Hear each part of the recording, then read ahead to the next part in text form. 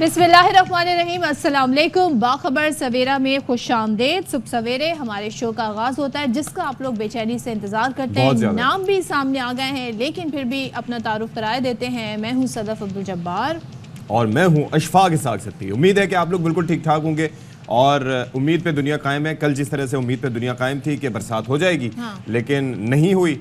तमाम तर तवक्कुआत के बावजूद और वादों के बावजूद, तमाम तर बादलों के बावजूद, काली घटाओं के बावजूद और हवा न चलने के बावजूद हब्स इतना था कि क्या कहें। मौसम का तो जिक्र करते हैं। अच्छा, इंटरेस्टिंगली अशफाक, अब नवंबर में होने हैं American presidential election. So interesting बात यह है कि हॉलीवुड के बड़े फेमस एक्टर्स हैं जॉर्ज क्लूनी, वो ना सिर्फ एक्टर हैं बल्कि वो बहुत बड़े फंड रेजर भी हैं डेमोक्रेट से।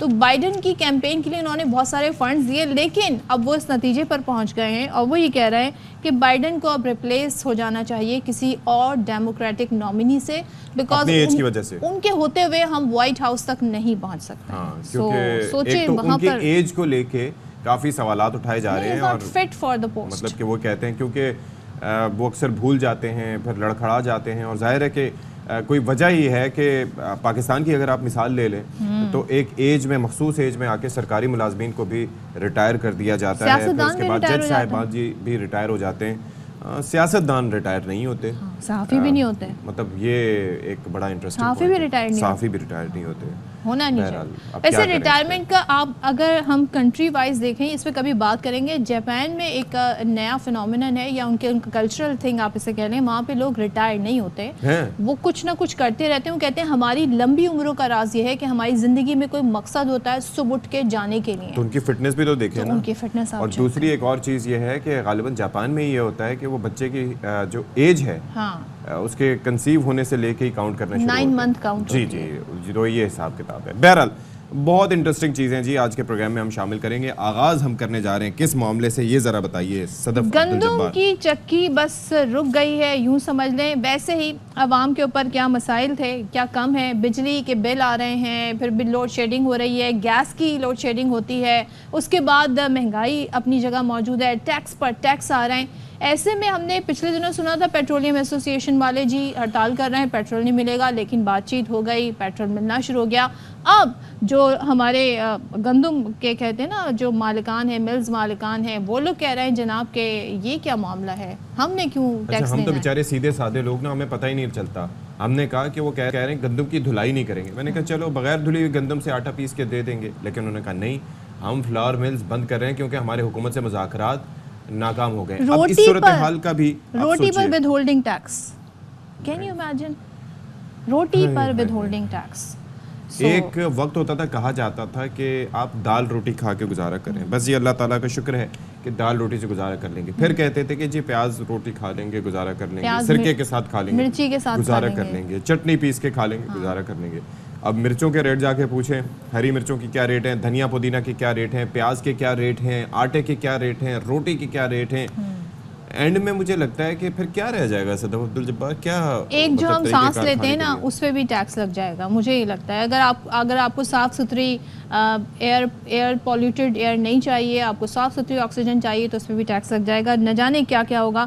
अच्छा जी, अब क्या कहा जा रहा है कि जो नए माली साल का बजट आया है उसमें विद होल्डिंग टैक्स के नफाज के खिलाफ जो फ्लावर मिल्स एसोसिएशन है वो आज से हड़ताल शुरू कर रहे हैं और मुल्क भर की फ्लावर मिल्स में गंदम की धुलाई के बाद पिसाई भी रोक दी गई है और शाम से आटे की फराहमी बंद कर दी जाएगी, जिससे मुल्क भर में ना सिर्फ आटे का बहरान बढ़ेगा बल्कि कीमतों में भी होशरुबा इजाफा होने का खदशा है। 20 किलो आटे के थैले की कीमत 2500 रुपए तक पहुंच गई है। अल्लाह अकबर। तो आप सोचिए कि ये हालात होंगे तो लोग किस तरीके से रिलाई करेंगे, किस तरीके से वो अपना गुजर बसर करेंगे, किस तरीके से अपना दिन गुजारेंगे, क्योंकि एक वाहिद रोटी का आसरा होता था जिसके तहत वो अपनी ज़िंदगी बसर करते थे। और हमारे यहाँ अलमिया ये है कि चूँकि एक प्रॉपर निज़ाम नहीं है, सिस्टम नहीं है टैक्स कलेक्शन के हवाले से, तो जो बाज़ लोग कमा रहे हैं तो कमाए चले जा रहे हैं और उनके बेहिसाब उनकी इनकम है और उसके ऊपर टैक्स नहीं है। और बाकी जो है वो अवाम ऐसे हैं कि वो बेचारे टैक्स देते हुए भी महंगाई की चक्की में पिस रहे हैं। चलें तो हमारे नुमाइंदे अंजुम वहाब साथ हैं, ज़रा उनसे फॉलोअप ले लेते हैं, अपडेट्स क्या हैं वो जान लेते हैं। अंजुम बताइएगा कि आज से हड़ताल हो रही है, اور کیا صورتحال بنتی نظر آ رہی ہے؟ کیا واقعاً آٹا ملنا بند ہو جائے گا؟ فلور مل ایسوسی ایشن نے ود ہولڈنگ ٹیکس کے خلاف ہڑتال کا جو اعلان کیا تھا وہ آج شروع ہو چکی ہے. فلور مل ایسوسی ایشن کا یہی کہنا تھا کہ ود ہولڈنگ ٹیکس کا جو نفاذ کیا گیا ہے، اگر یہ ٹیکس لاگو کر دیا جاتا ہے، حکومت فیصلہ واپس نہیں لیتی ہے، تو آٹے کی قیمت میں تقریباً 8 روپے فی کلو کا اضافہ ہو جائے گا. فلور مل ایسوسی ایشن کے سینئر عہدیدار ہمارے ساتھ موجود ہیں، ملک اقبال صاحب. کیا کہتے ہیں آپ اس بارے میں؟ ابھی جو گورنمنٹ ٹیکس لگانے جا رہی ہے، پچھلے 3 سال سے آٹا تقریباً لوگوں نے 200 روپے کلو تک کھایا ہے، چونکہ یہاں گندم کا ریٹ بہت زیادہ تھا. گندم امپورٹ ہونے کے بعد یہ گریجولی کم ہوا ہے اور ابھی یہ تقریباً 85 سے 88 روپے کلو تک آٹا بک رہا ہے مارکیٹ میں.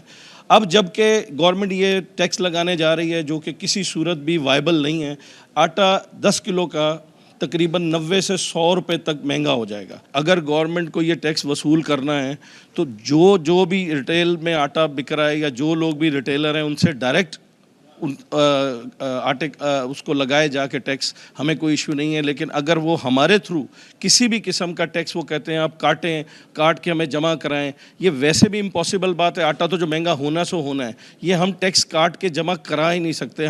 یہ صورتحال ہے، ان کا یہی کہنا ہے کہ یہ ود ہولڈنگ ایجنٹ نہیں بن سکتے اور آٹے کی اب سپلائی بند ہو چکی ہے پورے پاکستان میں، کراچی سمیت. اب یہ صورتحال حکومت کتنا نوٹس لیتی ہے، ہڑتال کب ختم ہوتی ہے، اب یہ حکومت اور فلور مل ایسوسیشن کے درمیان مذاکرات کے اوپر ہی منحصر کرتا ہے. جی اوکے جی، تو یہ مذاکرات پر منحصر ہے کہ یہ جو ہڑتال شروع ہو رہی ہے اس کا کیا ہوگا. لیکن میں سوچ رہا ہوں کہ کتنی پریشانی ہے. وہ کہتے تھے کہ بہت مشکل ہے، بندہ ہیں تلخ بڑے بندہ ہے مزدور کے اوقات.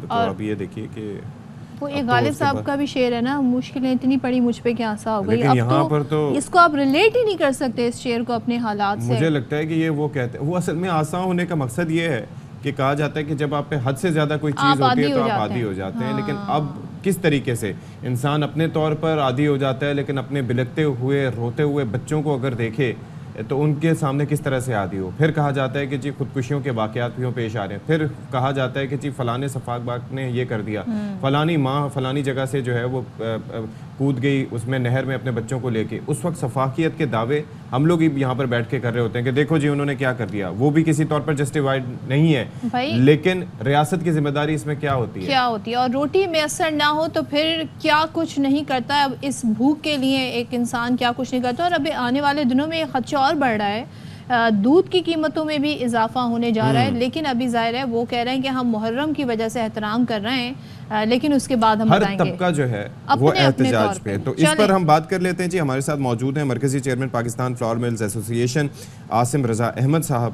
ان سے ذرا بات کریں گے. بہت شکریہ and very good morning to you Asim sahab. ویسے تو ایوری بڈی از کنسرنڈ کہ ہو کیا رہا ہے، کیا ہونے جا رہا ہے، لیکن what we want to understand is start میں ہم آپ سے یہ جاننا چاہیں گے کہ در حقیقت یہ جو مسئلہ ہے یہ ہے کیا جو آپ لوگوں کو اس حد تک پریشان کر رہا ہے کہ اب آپ کے مذاکرات بھی ناکام ہو گئے ہیں اور نہج پہنچ گئی ہے آٹے کی فراہمی بند کرنے تک. یہ معاملہ ہے کیا ٹیکس کا؟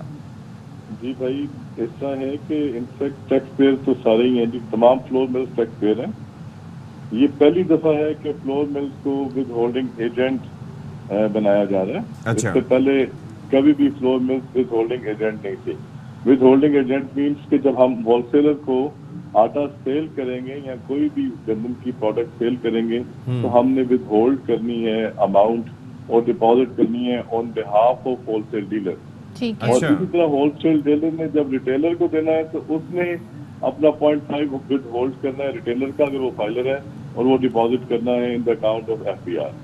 اب اس کے بعد یہ پیسے جب واپس مل کے اندر جمع ہوں گے تو 5.5% ود ہولڈ کرے گا ہول سیل ڈیلر اور دین وہ ہمیں پیسے دے گا. اچھا ہمارا پرابلم یہ ہے کہ جو ہماری گرائنڈنگ چارجز ہیں وہ بھی فکس کرتی ہے گورنمنٹ، اور گندم کی ریلیز پرائز بھی آپ کو پتا ہے کہ سال میں سے 8 مہینے اس سے پہلے تک سرکار دیتی رہی، 8 سے 9 مہینے. اور اس کے اندر سرکاری گندم کی ویٹ پرائز جو وہ ریلیز کرتی ہے ہماری جو گرائنڈنگ چارجز ہے اس کی مناسبت سے زیادہ. لائک مثال دیتا ہوں راؤنڈ فگر کرنے کے لیے کہ 4,000 روپیہ اگر من ہو، ابھی کم ہے اس سے لیکن کسی سال 5,000 تک تھی، تو ہم ان بٹوین کر لیتے ہیں سمجھنے کے لیے. اس کا مطلب 10,000 روپے کی بوری ہوئی، تو ہماری جو ٹوٹل سیل آتی ہے 100 کلو کی وہ ہے 11,000 روپے.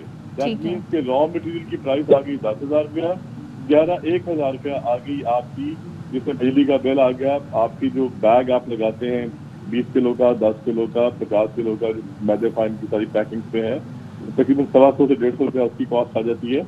उसके बाद आपकी ट्रांसपोर्टेशन आ गई गंदम की 100 रुपया तकरीबन। अच्छा, तो बेसिकली आप एवरेज कर लीजिए। हाँ। इस तरह की सारी चीजें करके तो 1100 बना।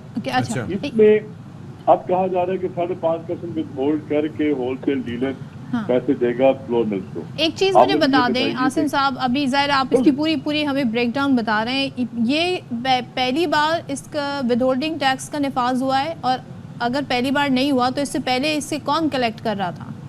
देखिए, विद होल्डिंग टैक्स कोई टैक्स नहीं है। विद होल्डिंग टैक्स मीन्स जिस तरह सैलरी मिलती है ना, तो एट सोर्स डिडक्शन हो जाती है। ठीक है। इस तरह जब वो कहते हैं जो भी पेमेंट जाएगी उसकी एट सोर्स 5.5% डिडक्ट करके आप पेमेंट करें मिल्स को वापस। अब अगर 5.5% डिडक्शन होगी तो 1,000 रुपए में से 650 रुपए वो कह रहे हैं विद होल्ड करके डीलर दे, तो 350 रुपया तो खाली बिजली का बिल है, तो बाकी एक्सपेंस हमारे कहाँ गए? तो यानी कि इस वक्त इशू बेसिकली ये है कि आप लोग चाह रहे हैं होती है कि ये आपको ये जो विद होल्डिंग एजेंट बनाया जा रहा है कि आपने ऑन बिहाफ वसूली करनी है, तो असल कंसर्न आपका ये है कि ये नहीं होना चाहिए, हम जिम्मेदारी ये नहीं लेने को तैयार। जी एग्जैक्टली, या फिर इतना मार्जिन हो कि आप विद होल्ड कर सकें। लाइक अगर मेरे पास अपना 1,000 रुपए में मैंने सारे खर्चे करने हैं, बिजली का बिल, तमाम चीजें देनी है, तो उसके अंदर वो मार्जिन क्या हो? मेरा डीलर रख लेगा, तो मैं ग्राइंडिंग कहाँ से करूंगा? मैं ग्राइंडिंग कर ही नहीं पाऊंगा। आप देखें ना, आप में थोड़ा सा मुझे समझाने दीजिएगा, क्योंकि असल मकसद तो समझना है ना। अगर आपका कोई भी एक सैलरीड पर्सन, मेरी अपनी मिल का बंदा, उसकी 1 लाख रुपया तनख्वाह है, मैं उससे 10 लाख रुपया उसका इन्वेस्ट करवा देता हूँ मार्केट के अंदर कि ये चीजें ले आओ, महीने बाद जब मैं उसको वापस करने लगूँ तो मुझे 11 लाख देना चाहिए, उसमें से 7,000 में काट दूंगी विद होल्डिंग टैक्स है। कैसे होगा? वो कहेगा सर 10 लाख तो मैंने आपके पे आपका खर्च किया, 1 लाख मेरी सैलरी है, मुझे पूरी दे। अगर आपने टैक्स काटना भी है तो मेरी 1 लाख सैलरी के ऊपर काटे, नॉट ऑन कि आप। लेकिन इसका अल्टीमेट बोझ तो कंज्यूमर पर आएगा ना, सार्फिन पर आएगा, उनसे ही फिर आएगा। जब सरकार ने आटे का रेट फिक्स कर दिया, पंजाब में भी नोटिफाई हो गया 1800 रुपया, तो उसके अंदर हमारे पास कहाँ क्वेश्चन है कि हमको पैसे काटेंगे? यानी रेट फिक्स हुआ हुआ है, रेट फिक्स कर देती है। तो अभी आपकी जो मुज़ाकरात हुए हैं, जो आपकी बात हुई है गवर्नमेंट से, अगर हुई है तो वो आगे से रिएक्शन क्या है उनका इस मामले पे, क्या कहते हैं वो? देखिए, दे डू अंडरस्टैंड कि ये एक एनोमली है। आप फर्टिलाइजर को अगर एग्जम्पशन मिली है तो उसके अंदर बेसिक थीम ये थी कि सबसे बड़ी क्रॉप हमारी गंदम है, और गंदम को इसलिए महंगा ना हो, फर्टिलाइजर को सस्ता रखा गया। तो गंदम से बनने वाला आटा कैसे सरकार समझ सकती है कि महंगा हो? दिस इज मिसअंडरस्टैंडिंग, जो कि कहा जा रहा है कि मुज़ाकरात में काम है, ऐसी कोई बात नहीं है। दे डू अंडरस्टैंड कि आटा महंगा नहीं होना चाहिए और इस काम को खराब तो आसिम साहब, आप ये नहीं सोच रहे हैं वैसे ही लोग इतनी ज़्यादा महंगाई की चक्की में पिसे हुए हैं, मसाइल इतने हैं, ऐसे में आप अगर आटा सप्लाई बंद हो जाएगी तो फिर क्या हाल होगा? तो आप लोगों के बारे में क्या कंसर्न है आपका? देखिए, 6 तारीख को हमारी जनरल बॉडी का इजलास हुआ, सब ने कहा कि कल से बंद करें। हमने 5 दिन इन बिटवीन इसीलिए रखे थे कि एक तो मार्केट में आटा चला जाए, मार्केट में डिस्टर्बेंस ना आए और गवर्नमेंट इसको रिवर्स बैक कर दे। जो पिछले सालों से चला आ रहा था कि हम विद होल्डिंग एजेंट नहीं थे, हम कहीं पे भी ये नहीं कहते कि हम टैक्स नहीं देंगे।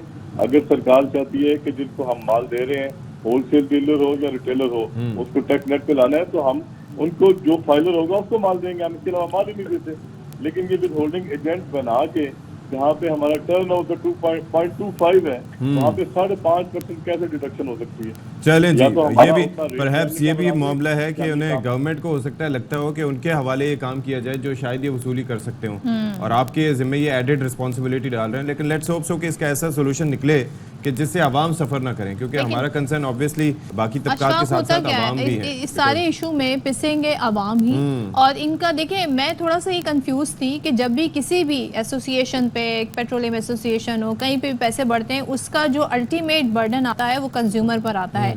लेकिन यहाँ पर उन्होंने कहा कि उन्होंने रेट फिक्स कर दिए हैं, तो ज़ाहिर है वो आवाम पे ट्रांसफर नहीं कर पा रहे हैं। बिल्कुल, दैट इज द इशू कि विदहोल्डिंग एजेंट नहीं बनना चाह रहे। शुक्रिया अदा करेंगे आसिम रजा अहमद साहब का कि हमारे साथ वो मौजूद थे। अदरवाइज किसका क्या बिगड़ता है जी, वो पैसे बढ़ा दें, आवाम पे करेंगे, यही हो रहा है ना, आवाम पे टैक्स बढ़ाते जाएं, वो पे करते जाते। अब तो ये भी नहीं कह सकते, जिस दौर में जीना मुश्किल है उस दौर में जीना लाजिम है।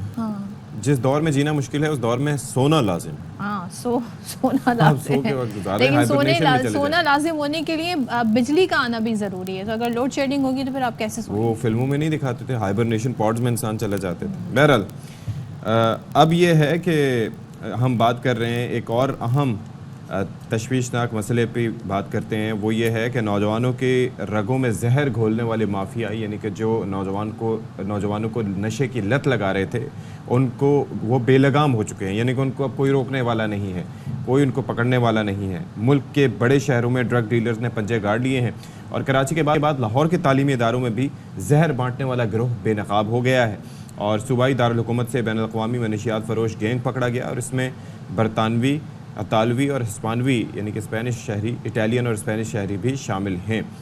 तो अब ये कहाँ सप्लाई करते थे ड्रग्स? कैंट और DHA समेत मुख्तलिफ जो पॉश इलाके हैं वहाँ पर स्कूल्स हो गए, कॉलेजेस हो गए, यूनिवर्सिटीज़ में, यानी कि जहाँ जहाँ तालिब इल्म हैं, स्टूडेंट्स हैं, वो उनका टारगेट है, उन्हें मनशियात सप्लाई करते थे। और DIG ऑर्गेनाइज्ड क्राइम्स इमरान किशोर के मुताबिक मुल्ज़िमान से करोड़ों रुपए की मनशियात भी बरामद हुई है, जिसमें ज़ाहिर है उन्होंने पूरी तादाद बताई है कि किस कैटेगरी में क्या क्या मनशियात की जो मुख्तलिफ चीज़ें होती हैं वो शामिल हैं। इस पर हम बात कर लेते हैं। हमारे साथ मौजूद है captain retired Mohammad Furqan, SSP CIA, उनसे बात कर लेते हैं। Thank you so much Mohammad Furqan sahab. सबसे पहले तो ये बताइएगा कि ये तो जो इंटरनेशनल पूरा एक गैंग हमें मालूम पड़ रहा है, जो जिस कंट्री के लोग इसमें शामिल हैं, इन तक किस तरीके से आपको क्लू मिला, क्या कार्रवाई कैसे हुई, कैसे पकड़ा गया है? जी मैडम, ये काफ़ी अरसे से CM पंजाब के VN के मुताबिक IG पंजाब और CCP की तरफ से हमें टास्क मिला हुआ था कि लाहौर के तालीमी इदारे जो हैं जिनके अंदर मंशियात सेल हो रही है, तो उन जो स्टूडेंट्स के रगों में ये जहर घोल रहे हैं तो इनको पकड़ा जाए। इनके ख़िलाफ़ हमने इंटेलिजेंस बेस्ड ऑपरेशन किया। काफ़ी अरसे तक हम इनसे टेस्ट परचेज़ भी करते रहे, क्योंकि फ़िज़िकल सिम्स ये यूज़ नहीं कर रहे थे और इसके अलावा सिर्फ व्हाट्सएप पे थे और फ़ॉरेन नंबर्स यूज़ कर रहे थे। तो हमने इसके अंदर पेनिट्रेट किया थ्रू और इंटेलिजेंस नेटवर्क, और अल्हम्दुलिल्लाह कल आपने देखा कि बहुत बड़ा ब्रेक थ्रू हुआ। उनसे बहुत हैवी अकाउंट में अमाउंट जो है वो रिकवर हुई है, बहुत ज़्यादा क्वांटिटी रिकवर हुई है। पंजाब की तारीख की ये सबसे बड़ी रिकवरी है। अच्छा, एक चीज़ ये बताइएगा कैप्टन साहब कि एक तो ये है कि ये कार्रवाई हुई, लेकिन ऐसा नहीं है कि वो डायरेक्टली अप्रोच करके उन बच्चों से बात करके या उनको नशे की आदत में मुब्तला कर रहे थे। दरमियान में कोई ना कोई इस सिचुएशन में मिडल मैन ज़रूर होता है कि जिसकी एक्सेस दोनों साइड पे होती है। वो स्कूल का भी बंदा हो सकता है या ऐसा कोई शख्स हो सकता है जो स्टूडेंट्स के साथ कनेक्टेड हो और दूसरे नेटवर्क से भी। उनको आपने पकड़ा है या नहीं पकड़ा? क्योंकि वरना तो वन वे और अदर वो सिलसिला जारी रहेगा। जी सर, इसी तरह है, लेकिन हमें जो मेन टास्क था कि वो मेन रूट कॉज की तरफ जाया जाए, मेन जो परपिट्रेटर्स हैं जो कि सप्लायर्स हैं उनकी तरफ जाया जाए। उसके आगे जो थे इनके ये थे बल्क में से सप्लाई फ्राहम करते थे, उसके आगे सब डीलर्स थे, वो भी हमने पकड़े हैं। अच्छा। और उन डीलर्स ने फिर मुख्तलिफ ग्रुप बनाए हुए थे जिसमें डील ऑफ द डे भेजी जाती थी, जिसमें मुख्तलिफ लोग ऐड थे और जो कि एक दूसरे को नहीं जानते थे और आइडेंटिटी अपनी छुपाई हुई थी और जो उनसे वहाँ से परचेज कर रहे थे। अच्छा। और ये सारा का सारा इंटरनेट के ज़रिए यानी कि व्हाट्सएप कॉल्स के ज़रिए और व्हाट्सएप पे ही सप्लाई हो रही थी। वहाँ पे लोकेशन भेजी जाती थी और जिस लोकेशन को आप भेजते थे और इजी पैसा के ज़रिए ये बैंक अकाउंट में आप मनी ट्रांसफ़र कर देते थे और ये फिर आपको डिलीवरी हो जाती थी। अच्छा, और वो जो स्पॉट्स जहाँ पर ये सप्लाई की जाती थी, स्कूल, कॉलेजेस, यूनिवर्सिटी, उनकी निशानदेही हो गई? क्योंकि इसलिए मैं जानना चाह रही हूँ, इतना आसान है इन जगहों पर ये फराहम करना मनशियात को, और आपने वहाँ क्या लूप होल्स देखे जिसकी वजह से स्टूडेंट्स बड़ी आसानी से उन तक रसाई हो रही है इन लोगों की? इसमें जो ख़ास तौर पे जो यूनिवर्सिटीज़ और कॉलेजेस जो कि पॉश एरियाज़ में मौजूद हैं उसमें ज़्यादा सप्लाई हो रही थी। और वहाँ पे ये नहीं था कि यूनिवर्सिटी के अंदर जाके दे रहे थे, लेकिन स्टूडेंट्स उसके अलावा उसकी नियर विसिनिटी के अंदर परचेज़ कर रहे थे। वहाँ पे किसी भी क्लोज़ जगह पे वो बुला लेते थे, वहाँ पे अपनी लोकेशन ड्रॉप अप पॉइंट उनको मिल जाता था और अपनी लोकेशन उनसे शेयर करते थे और वहाँ पे वो उसको रिसीव कर लेते थे मनी ट्रांसफ़र करने के बाद। अच्छा, अब ज़रा ये बताइएगा कि इस मुताल्लिक ये तो इल्म हो गया होगा कि वो यूनिवर्सिटीज़, स्कूल्स और कॉलेजेस कौन से थे। अब ये मामला ऐसा नहीं है कि कोई बन कबाब वाला था तो वो वहाँ से हटा दिया तो चलो दे विल फाइंड एन ऑल्टरनेट। ये नशा आवर शय है और ज़ाहिर है कि अगर उसकी एडिक्शन होगी तो they will find another way to मतलब ये कि रीच फॉर इट, यानी कि मैं I am talking about the students या जो लोग इससे मुतासिर थे, एडिक्टेड हैं जो, तो उसके लिए क्या अब आप लोग कर रहे हैं? बिल्कुल ऐसा ही है। उसमें हमने जो स्टूडेंट्स हैं उनके अगेंस्ट भी पिछले ईद से पहले भी एक्शन लिया था, जो कि परचेज में इन्वॉल्व थे, जो हमने एक मेजर ब्रेक थ्रू किया था जॉर्डन गैंग के अगेंस्ट। और इसी तरह अब ये वाला भी हमने जो गैंग किया है, जिसके अंदर ये कमर अब्बास जो कि रिंग लीडर था, कमर विर्क इसका, और आमिर चीमा, और ये मेजर सप्लाई करते थे। और ये सारी की सारी ड्रग बाहर से आ रही थी, और उसके आगे फिर इनके छोटे सप्लायर थे जो कि मुख्तलिफ एरिया को इन्होंने उसको डिस्ट्रीब्यूट किया हुआ था। तो उसमें हमने वही मेजर ब्रेक थ्रू कर रहे हैं और इनको मैक्सिमम पनिशमेंट्स की तरफ जा रहे हैं, ताकि ये मैक्सिमम टाइम जो है वो अच्छा, वन लास्ट थिंग बाहर गुजारे। एसएसपी साहब, वन लास्ट थिंग कि ये जो जिस तरीके से आपने कहा ना कि डील ऑफ द डे और ये वो एटसेट्रा एटसेट्रा, तो आपको ये भी पता चला होगा कि मिनिमम रेट्स क्या होते थे जिसके तहत सप्लाई करते थे, अफोर्डेबिलिटी कैसे थी, कैसे? तो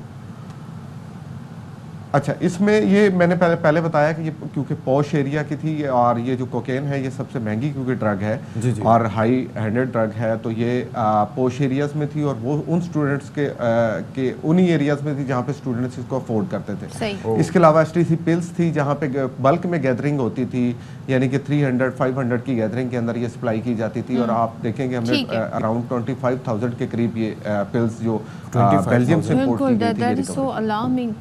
thank you so much captain Furqan हमारे साथ थे, और बड़ी ज़बरदस्त तरीके से कार्रवाई हुई है। होपफुली मज़ीद भी इस तरह के बेनकाब हो। और लेकिन ज़ाहिर सिर्फ मामला किसी एक शहर तक महदूद नहीं है, और मुल्क भर में ये इनका पूरा नेटवर्क फैला हुआ है, जाल फैला हुआ है। तो शहर कायद की भी बात कर लेते हैं, कराची शहर की भी। यहाँ पर ड्रग डीलर्स ने मनशियात की सप्लाई का एक नया तरीका, नित नए तरीके लोग निकाल रहे हैं। ऑनलाइन सप्लाई हो रही है, स्कूल कॉलेजेस के बाहर हो रही है। अब क्या हो रहा है, जो फूड डिलीवरी है उसके ज़रिए मनशियात की सप्लाई करने वाला नेटवर्क पकड़ा गया है, और जो फूड डिलीवरी कंपनीज हैं उनकी आड़ में मुख्तलिफ इलाकों के जो तालीमी इदारे हैं वहाँ तक ये मनशियात पहुँचाई जा रही है। और जो वो फूड डिलीवरी कंपनीज हैं या फूड चेन्स हैं उनको मालूम ही नहीं है कि ऐसा किया जा रहा है। अंदाज़ा करें। और गिरफ्तार मुल्ज़मान ने एतराफ़ जुर्म भी कर लिया। सूबाई वज़ीर हैं शर्जील इनाम मेमन, उनके मुताबिक इस हवाले से 4 बैंक अकाउंट्स भी पकड़े गए हैं जिसमें मनशियात के पैसे आते हैं। मामले की मज़ीद इन्वेस्टिगेशन जारी है, लेकिन just look at that process के कितना सिस्टमैटिक तरीके से, मतलब बैंक के थ्रू तो बड़ी आसानी से चीज़ें एक्सपोज हो जाती हैं। बैंक के थ्रू इस तरीके से नहीं, ये आजकल तरह तरह के जिस तरीके से वो कैश फराम करने वाली ऐप्स हैं, हाँ। उनके ज़रिए आप वो कर देते हैं, तो वो उस तरीके से पकड़ में नहीं आती। ज़ाहिर है कि उसके अंदर मैकेनिज्म नहीं आ रहा होता ना कि आपने किस मद में पैसे अप्लाई कर रहे हैं, और वो अमाउंट भी इतना, अब वल्लाह आलम के वो अमाउंट कितना होता होगा कि जिसके तहत सप्लाई होती है। तो ये मेरे ख्याल में लाहौर पे जो ऑपरेशन हुआ उसी तरह का ऑपरेशन, स्टिंग ऑपरेशन यहाँ पर भी होना चाहिए। लेकिन इंकशाफ अगर हुआ है तो फिर जाहिर है कि इसमें मज़ीद भी कार्रवाई होगी। चलें, तो ख्याल रखें अपने बच्चों को, और उनको समझाएं, नज़र रखें जी, उन पर नज़र भी रखें। ब्रेक लेते हैं, ब्रेक के बाद वापस आते हैं।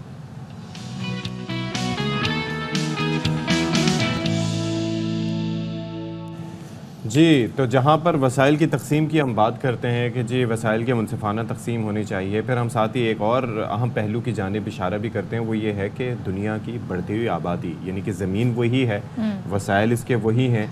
हो क्या रहा है कि फ़ी एकड़ पैदावार में कमी आती जा रही है, बिलखुसूस जो थर्ड वर्ल्ड कंट्रीज़ हैं वहाँ पर मसाइल ज़्यादा हैं। जो आपके पानी के रिसोर्सेज हैं वो वही हैं जो कि पहले हुआ करते थे, वो डिप्लीट होते जा रहे हैं। लेकिन एक चीज़ है जिसमें कमी नहीं आ रही बल्कि उसमें इजाफा होता जा रहा है, वो फलती फूलती जा रही है, वो है आबादी। और आबादी की अगर हम पाकिस्तान के हवाले से बात करें तो पाकिस्तान में जो आबादी की शरह है वो बढ़ती जा रही है, और हम उसमें कमी के लिए कोई हमने ना पॉलिसीज़ देखी हैं ना कोई प्लानिंग देखी है। वाहिद महकमा है जहाँ तरक्की हो रही है, हाँ यहाँ पर तरक्की हो रही है आप कह सकते हैं। दूसरे ये कि जब हालिया सेंसस हुआ था इलेक्शन से पहले, उसमें हमारी जो कुल मुल्क की आबादी है वो बताई जा रही है 24 करोड़ 10 लाख। अब आप ये अंदाज़ा करें कि दुनिया में अब तकरीबन 8 अरब लोग हो गए हैं जिसका 3% हिस्सा पाकिस्तान में बसता है। मैं तो हैरान होता था सदफ, आपको याद है कि वो बचपन में वो सुना करते थे कि 12 करोड़ आबादी का मुल्क होगा पाकिस्तान, उस वक्त सोचते थे कितनी आबादी। अब देखें आपका पूरा कराची शहर एक मुल्क के जितना हो गया। जिस तरीके से वो फैलता जा रहा है कि एक जानिब बारिश होती है तो दूसरी जानिब किसी को पता नहीं होता, ये हाल है। आज शहर में बारिश हुई, तो जरा हम इस पे आपको कुछ अदाद और शुमार बताते हैं कि क्या दुनिया की आबादी जो जिस तरह से बढ़ रही है, बिलखुसूस पाकिस्तान के हवाले से भी, और जो अशफाक ने वसाइल के हवाले से मेंशन किया, उसमें कितना सालाना तरक्की में ना सही लेकिन आबादी के हिसाब से हमारा कंट्रीब्यूशन क्या होगा, ये ज़रा देख लेते हैं। अक़वाम मुत्तहिदा के मुताबिक दुनिया की आबादी 8 ارب کا ہندسہ عبور کر چکی ہے اور اس 8 ارب میں سے تقریباً 3% پاکستان کی آبادی پر مشتمل ہے۔ پاکستان دنیا کے ان 8 ممالک میں شامل ہے جو 2050 تک دنیا میں بڑھنے والی کل آبادی میں 50% حصہ ڈالیں گے۔ پاکستان کے علاوہ ان ممالک میں کانگو، مصر، ایتھوپیا، بھارت، نائجیریا، فلپائن اور تنزانیہ شامل ہیں۔ اس وقت آبادی کے لحاظ سے پاکستان دنیا کا 5واں بڑا ملک ہے۔ چین، انڈیا، امریکہ اور انڈونیشیا آبادی کے لحاظ سے بترتیب پہلے، دوسرے، تیسرے اور چوتھے نمبر پر ہیں۔ 2023 کی مردم شماری کے مطابق پاکستان کی آبادی 24 کروڑ 10 لاکھ ہے۔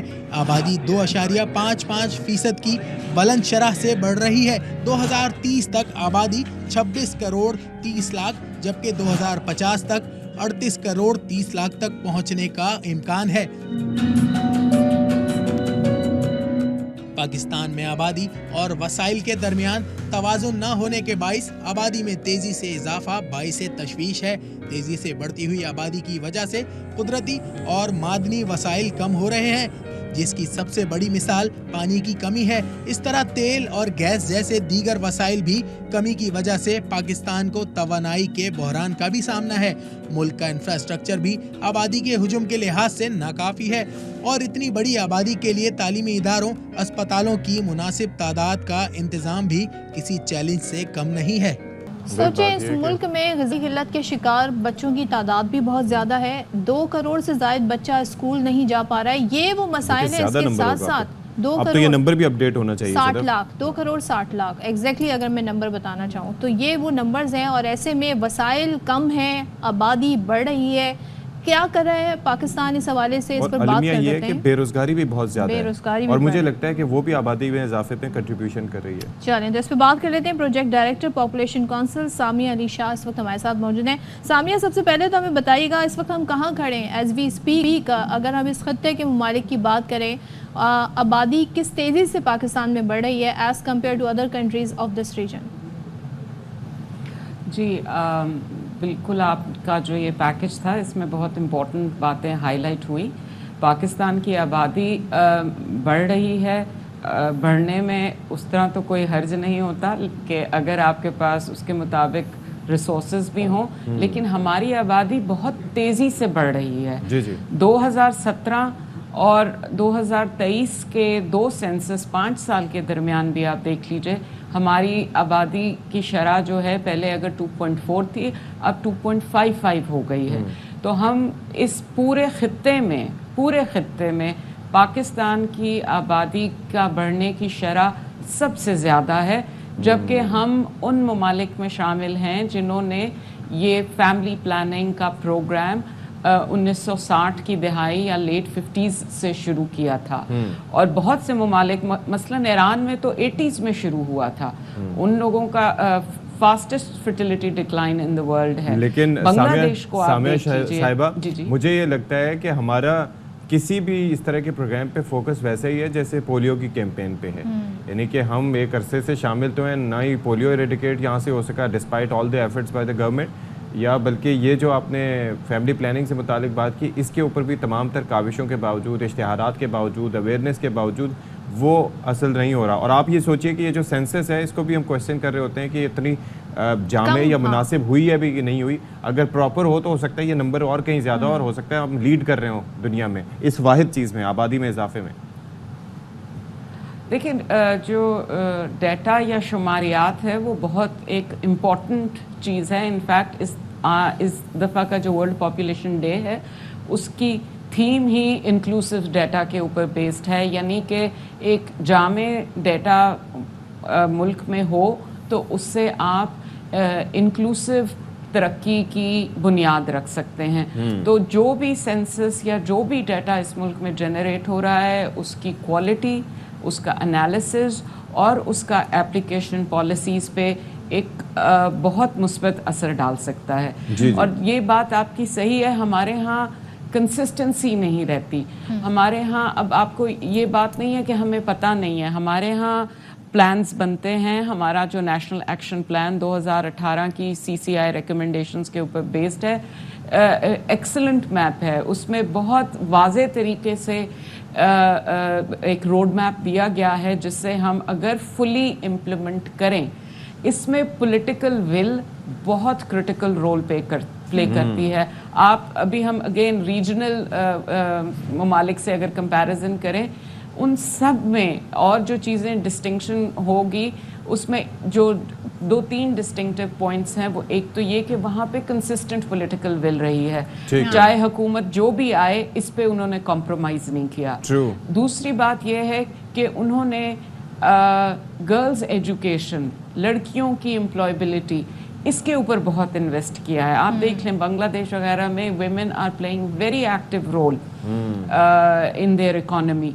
तो ये बहुत सी ऐसी चीज़ें हैं जो कि आपके फैमिली प्लानिंग के प्रोग्राम की सक्सेस उस पे डिपेंड करती है. सवाल ये उठता है कि फिर क्यों बावजूद इसके कि आप अगर बांग्लादेशी मिसाल दे रही हैं, वहाँ पे भी बहुत केओटिक पॉलिटिकल सिचुएशंस रही हैं, बहुत सारे ऐसे मामलात रहे, लेकिन इसके बावजूद उनकी GDP आप देख लें, उनकी मईशत किस तरह ग्रो कर रही है, ये देख लें. इस इशू पर आपको लगता है कि हमारे पास कोई ऐसी पॉलिसी है कि आगे आके इम्प्लीमेंट की जा सकती है, बावजूद इसके कि गवर्नमेंट जो है परसिस्टेंट रहे, कंसिस्टेंसी रहे पॉलिसीज़ में, लेकिन कल्चरल थिंग्स भी हैं आपको लगता है जो रोकती हैं इन चीज़ों से? बिल्कुल. एक तो ये पहलू हो गया कि बिल्कुल पॉलिसीज़ हमारे पास मौजूद हैं, मैंने अभी उसका जिक्र किया, लेकिन उसकी अगेन लैक ऑफ इम्प्लीमेंटेशन की 1-2 मैं मिसालें दे देती हूँ. जो CCI का 2018 में जो रिकमेंडेशंस थी, डिसीजंस थे, उसमें एक पॉपुलेशन फंड बनना था नॉन लैप्सेबल 10 बिलियन रुपए का, वो आज तक नहीं बना. ठीक है. जो फेडरल टास्क फोर्स, क्योंकि अकाउंटेबिलिटी और मॉनिटरिंग बहुत ज़रूरी है कि आपके जो मैनेजर्स हैं, जो इम्प्लीमेंटर्स हैं, वो काम सही कर रहे हैं कि नहीं. उसके लिए फेडरल टास्क फोर्स है, प्रोविंशियल टास्क फोर्सेस हैं. फेडरल टास्क फोर्स पे एक दफ़ा भी प्राइम मिनिस्टर ने उसको चेयर नहीं किया जब से वो बनी. तो ये तो एक पॉलिटिकल विल की इनकन्सिस्टेंसी है, जहाँ पे ऑब्वियसली डिसीजंस लेना विल शो कर रहा था, लेकिन इम्प्लीमेंटेशन में कहीं ना कहीं हम देख रहे हैं कि कमी है. फिर दूसरी तरफ आपने सोशो कल्चरल फैक्टर्स की बात की, वो भी बहुत इंपॉर्टेंट रोल प्ले करते हैं. मैं एक और चीज़ भी ये कह रहा हूँ, ये सारे फैक्टर्स अपनी जगह. एक तो ये है कि सालाना बुनियादों पे अगर हम बात करें तो हमारी आबादी में इजाफे का रेशो क्या है, ये आम आवाम के समझने के लिए. दूसरा ये है कि एक और परसेंटेज भी है कि आप ये सोचिए कि बेरोज़गारी भी बढ़ी है और साथ में बच्चों की तादाद भी बढ़ी है, तो ये डबल एक मामला है. और उसके अंदर इशू क्या है? इशू ये है कि बच्चे माल न्यूट्रिशन पैदा हो रहे हैं, क्योंकि जो बच्चे हैं उनको प्रॉपर वो खुराक नहीं मिल पा रही. इस पे आपसे बात करेंगे. इस वक्त हम लाहौर हाई कोर्ट में चलते हैं करेंगे, क्योंकि जस्टिस आलिया नीलम आज लाहौर हाई कोर्ट की पहली खातून चीफ जस्टिस होने का हलफ उठा रही हैं. मनाज़िर आपको दिखा रहे हैं. पाकिस्तान की हामी और वफादार रहूँगी कि मैं खुलूस नीयत से पाकिस्तान की हामी और वफादार रहूँगी कि बहैसियत चीफ जस्टिस अदालत आलिया सूबा पंजाब के बहैसियत चीफ जस्टिस अदालत आलिया सूबा पंजाब मैं अपने फ़राइज़ व कारआए मनसबी मैं अपने फ़राइज़ व कारआए मनसबी ईमानदारी अपनी इंतहाई सलाहियत और वफादारी के साथ ईमानदारी अपनी इंतहाई सलाहियत और वफादारी के साथ इस्लामी जमहूरिया पाकिस्तान के दस्तूर और कानून के मुताबिक अंजाम दूँगी इस्लामी जमहूरिया पाकिस्तान के दस्तूर और कानून के मुताबिक अंजाम दूँगी कि मैं आला अदालती कौंसल के जारी करदा कि मैं आला अदालती कौंसल के जारी करदा ज़ाब्ता अखलाक की पाबंदी करूँगी ज़ाब्ता अखलाक की पाबंदी करूँगी कि मैं अपने ज़ाती मफाद को अपने सरकारी काम कि मैं अपने ज़ाती मफाद को अपने सरकारी काम अपने सरकारी फैसलों पर असरअंदाज नहीं होने दूंगी या अपने सरकारी फैसलों पर असरअंदाज नहीं होने दूंगी कि मैं इस्लामी जमहूरिया पाकिस्तान के दस्तूर को बरकरार रखूंगी कि मैं इस्लामी जमहूरिया पाकिस्तान के दस्तूर को बरकरार रखूंगी और इसका तहफ़्फ़ुज़ और दिफा करूंगी और इसका तहफ़्फ़ुज़ और दिफा करूंगी और ये कि मैं हर हालत में हर किस्म के लोगों के साथ बला खौफ और रियायत और बला रग़बत व अनाद बला खौफ और रियायत और बला रग़बत व अनाद कानून के मुताबिक इंसाफ करूंगी अल्लाह ताला मेरी मदद और रहनुमाई फरमाए आमीन। बहुत मुबारक हो। थैंक यू मुबारक हो जी। देख रहे हैं जस्टिस आलिया नीलम ने लाहौर हाई कोर्ट की खातून चीफ जस्टिस बनी हैं वो, और चीफ जस्टिस का उन्होंने हलफ उठाया। हलफ बर्दारी की तकरीब इस वक्त आप देख रहे हैं गवर्नर हाउस में मुनक्किद हुई है। गवर्नर पंजाब सरदार सलीम हैदर ने जस्टिस आलिया नीलम से ओहदे का हलफ लिया है। वज़ीर आला मरीम नवाज़ भी वहाँ पर मौजूद हैं इस वक्त इस तकरीब में, और ये एक बड़ा एक बाइस एज़ाज़ है ये चीज़ कि इससे पहले हमने जस्टिस आयशा को सुप्रीम कोर्ट में जाते देखा, और उसके बाद अब ये फ़ैसला, हालांकि सीनियरिटी के बुनियाद पर नॉर्मली होता था चीफ़ जस्टिस का इंतखाब, भले वो पाकिस्तान के चीफ़ जस्टिस हों या किसी सूबे के, लेकिन यहाँ पर सीनियरिटी के रूल को नज़रअंदाज करते हुए जो जुडिशल काउंसिल है उसकी जानिब से ये फ़ैसला किया गया कि इनको जस्टिस आलिया नीलम को chief justice Lahore high court बनाया जाएगा। तो अब लेट्स सी कि उनका ये किस तरीके से ये सफ़र चलता है। अच्छा जी, हम बात कर रहे थे, प्रोजेक्ट डायरेक्टर हमारे साथ मौजूद हैं सामिया अली शाह, और मामला है आबादी में बेहद इजाफे का, और पाकिस्तान इस हवाले से कहाँ खड़ा है हम उस पर बात कर रहे थे, क्योंकि हमारा कंसर्न ज़ाहिर है कि दुनिया के साथ साथ पाकिस्तान भी है। अच्छा सामिया, हम ज़रा ये जानना चाह रहे थे कि जिस तरीके से आबादी में इजाफा हो रहा है, एक तो उसके नंबर्स क्या हैं, दूसरा ये है कि बांग्लादेश की हमने मिसाल दी, तो बांग्लादेश की मिसाल इस हिसाब से कि एक तो क्योटिक सिचुएशन तो है, लेकिन वहाँ पर हसीना वाजिद साहिबा अपने अलावा किसी और को आने नहीं देती। खालिदा ज़िया साहिबा के साथ जो रवैया रहा या उनकी जमात के साथ, तो वहाँ पर वन पार्टी गवर्नमेंट ही चलती रही है, तो पॉलिसीज़ के तसलसल किसी हद तक हो सकता है डिस्पाइट ऑल। बाकी मुल्क मेजर्स क्या ले रहे हैं आबादी को मैनेज करने के, जो हम नहीं ले पा रहे हैं और जो हमें लेने चाहिए? अच्छा, उसमें एक बात जो ऑब्वियसली आपने पॉलिटिकल विल की तो बात कर दी, जो इम्पोर्टेंट चीज़ें हैं वो है दो चीज़ें। एक तो ये कि उन्होंने इन्वेस्ट किया एजुकेशन में, specially girls education and employment में। ये एक बहुत इम्पॉर्टेंट कोरिलेशन है। पढ़ी लिखी औरत जो है उसका यूज़ ऑफ कॉन्ट्रासेप्टिव रेट दूसरी ख़वातीन के मुकाबले में बेहतर होता है। और दूसरा जो बहुत इम्पॉर्टेंट है कि उन्होंने फैमिली प्लानिंग की सहूलियात और इंफॉर्मेशन डोर स्टेप तक पहुंचाई, ठीक है ना, यानी कि उन्होंने कम्युनिटी लेवल तक डिफरेंट मॉडल्स उन्होंने ईरान ने, बांग्लादेश ने, हर एक ने इंडिया में हर एक ने अवेयरनेस क्रिएट की, सहूलियात और इंफॉर्मेशन कम्युनिटी लेवल तक पहुंचाई, ताकि क्योंकि ये एक बड़ा मसला है हमारे यहाँ तकरीबन 17% ऐसे शादीशुदा जोड़े हैं जो कि पॉपुलेशन फैमिली प्लानिंग करना चाहते हैं लेकिन कर नहीं पाते, जिसमें एक बड़ी वजह यह है कि उनके पास सहूलियात की एक्सेस ही नहीं है। तो अगर उनके पास अगर एक्सेस ही नहीं होगी तो वो किस तरह फैमिली प्लानिंग करेंगे। तो ये बहुत ज़रूरी है कि ग्रास रूट लेवल पे आप कम्युनिटी लेवल पे आप जो है सहूलियात और वो उनको फराहम करें। और हमारे मुल्क में स्पेशली आपने देखा है कि हेल्थ सेक्टर जो है वो टोटली प्राइवेट सर्विस प्रोवाइडर्स ने टेक ओवर कर लिया हुआ है। प्राइवेट हस्पताल बहुत ज़्यादा, आपको क्लिनिक्स हर जगह नज़र आएंगे। हमें बहुत जहाँ पब्लिक सेक्टर को एक्सेस बनाने की ज़रूरत है वहाँ पे ये बहुत ज़रूरी है कि गवर्नमेंट ऐसे पॉलिसी बनाए जिसमें वो प्राइवेट सेक्टर को इनकरेज करे कि वो भी फैमिली प्लानिंग की सहूलियात करें। और लोकल लेवल पे हमारी जो LHW का बहुत अच्छा मॉडल था हमारा, जो कि बेसिकली फैमिली प्लानिंग के लिए ही बना था, बट अनफॉर्चुनेटली उसको आपने 1000 और काम दे दिए। अच्छा। और फैमिली प्लानिंग उसकी प्रायोरिटी नहीं है। लेकिन ज़रा हम नंबर्स भी जानना चाह रहे हैं, सालाना किस तरह से आबादी बढ़ रही है पाकिस्तान की हम बात सालाना जी 2.55% सालाना हमारी आबादी बढ़ रही है। उसकी वजह ये है कि हमारी एक खातून रिप्रोडक्टिव पीरियड में कम से कम 3.6 यानी कि एवरेज 4 बच्चे पैदा कर रही है, जबकि इर्द गिर्द के मुबालिक 2 या 2.1 जिसको आप फर्टिलिटी रिप्लेसमेंट लेवल जो कि हमारा टारगेट है वो उसके लिए वो कर रही है। तो यानी जो परसेंटेज आपने बताई है ये कितने नंबर्स में कितने बनेंगे, कितने लाख आबादी में इजाफा हो रहा है हर साल? अब ये मतलब लाख तो नहीं, मिलियंस के तकरीबन 4 से 5 मिलियन 6 मिलियन के करीब सालाना इजाफा हो रहा है, जो कि एक न्यूजीलैंड जैसे मुल्क की पूरी आबादी के बराबर है। तो आप सोचें कि हर साल हम ایک پورے ملک کی آبادی اپنی آبادی میں ایڈ کر رہے ہیں.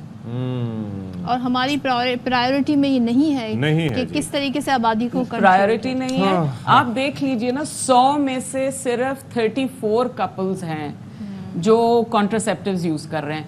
پورے ریجن میں سب 50% سے اوپر ہے. So this just tells you کہ ہمارے ہاں the numbers are quite dismal to be very honest. Thank you so much. Samiya Ali Shah project director population council ہمارے ساتھ موجود تھیں. اور بھائی یہ تو اس سیگمنٹ سے ڈپریشن میں مزید اضافہ ہو گیا ہے کہ آبادی بڑھتی جا رہی ہے, وسائل کم ہوتے جا رہے ہیں اور گورنمنٹ جو اس طرف کوئی توجہ نہیں دے رہی ہے. سو اس کے بہت سارے پہلو بھی ہیں, اس پر کبھی بات کریں گے مزید کھل کے. بریک لیتے ہیں, بریک کے بعد واپس آتے ہیں.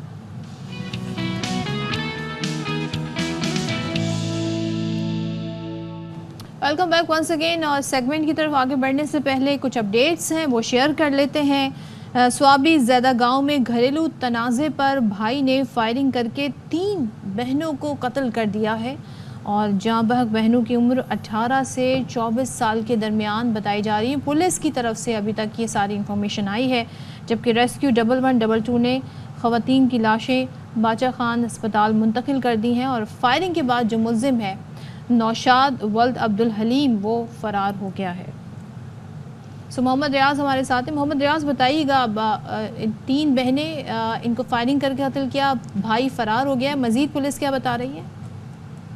مزید پولیس بتا رہی ہے کہ اس کے خلاف چاپے مارے جا رہے ہیں, مختلف جگہوں پہ ان کو ڈھونڈا جا رہا ہے تاکہ اس کی گرفتاری یقینی بنایا جائے, اسی لیے تاکہ یہ مقدمہ جلد سے جلد ختم ہو جائے. اور باپ کی موجودگیت میں یہ FIR درج کیا گیا ہے کہ بہنوں کو انہوں نے قتل کر دیا گیا ہے. جی چلیں, لیکن ابھی تک آپ کہہ رہے ہیں کہ گرفتاری عمل میں نہیں آئی ہے, لیکن چھاپے مارے جا رہے ہیں.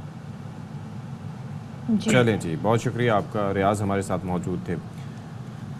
اچھا جی, ابھی ایک اور خبر آپ تک پہنچائیں کہ مخصوص نشستوں کے لیے سنی اتحاد کونسل کی درخواست پر سپریم کورٹ بینچ جو تشکیل دیا گیا تھا, فل بینچ بلکہ فل کورٹ, اس کا فیصلہ آج آنے کا امکان ہے. فل کورٹ اجلاس میں فیصلے سے متعلق مشاورت مکمل کر لی گئی ہے. تو اجلاس میں چیف جسٹس سمیت فل کورٹ کے 13 ججز شریک ہوئے. سپریم کورٹ نے منگل کو فیصلہ محفوظ کیا تھا اور چیف جسٹس قاضی فائز عیسیٰ کی سربراہی میں 13 رکنی فل کورٹ بینچ نے اس معاملے کی سماعت کی تھی اور منگل کے روز اس پر فیصلہ محفوظ کیا گیا تھا. اور اب یہ ہے کہ اس فیصلے سے متعلق مشاورت بھی مکمل کر لی گئی فل کورٹ اجلاس میں.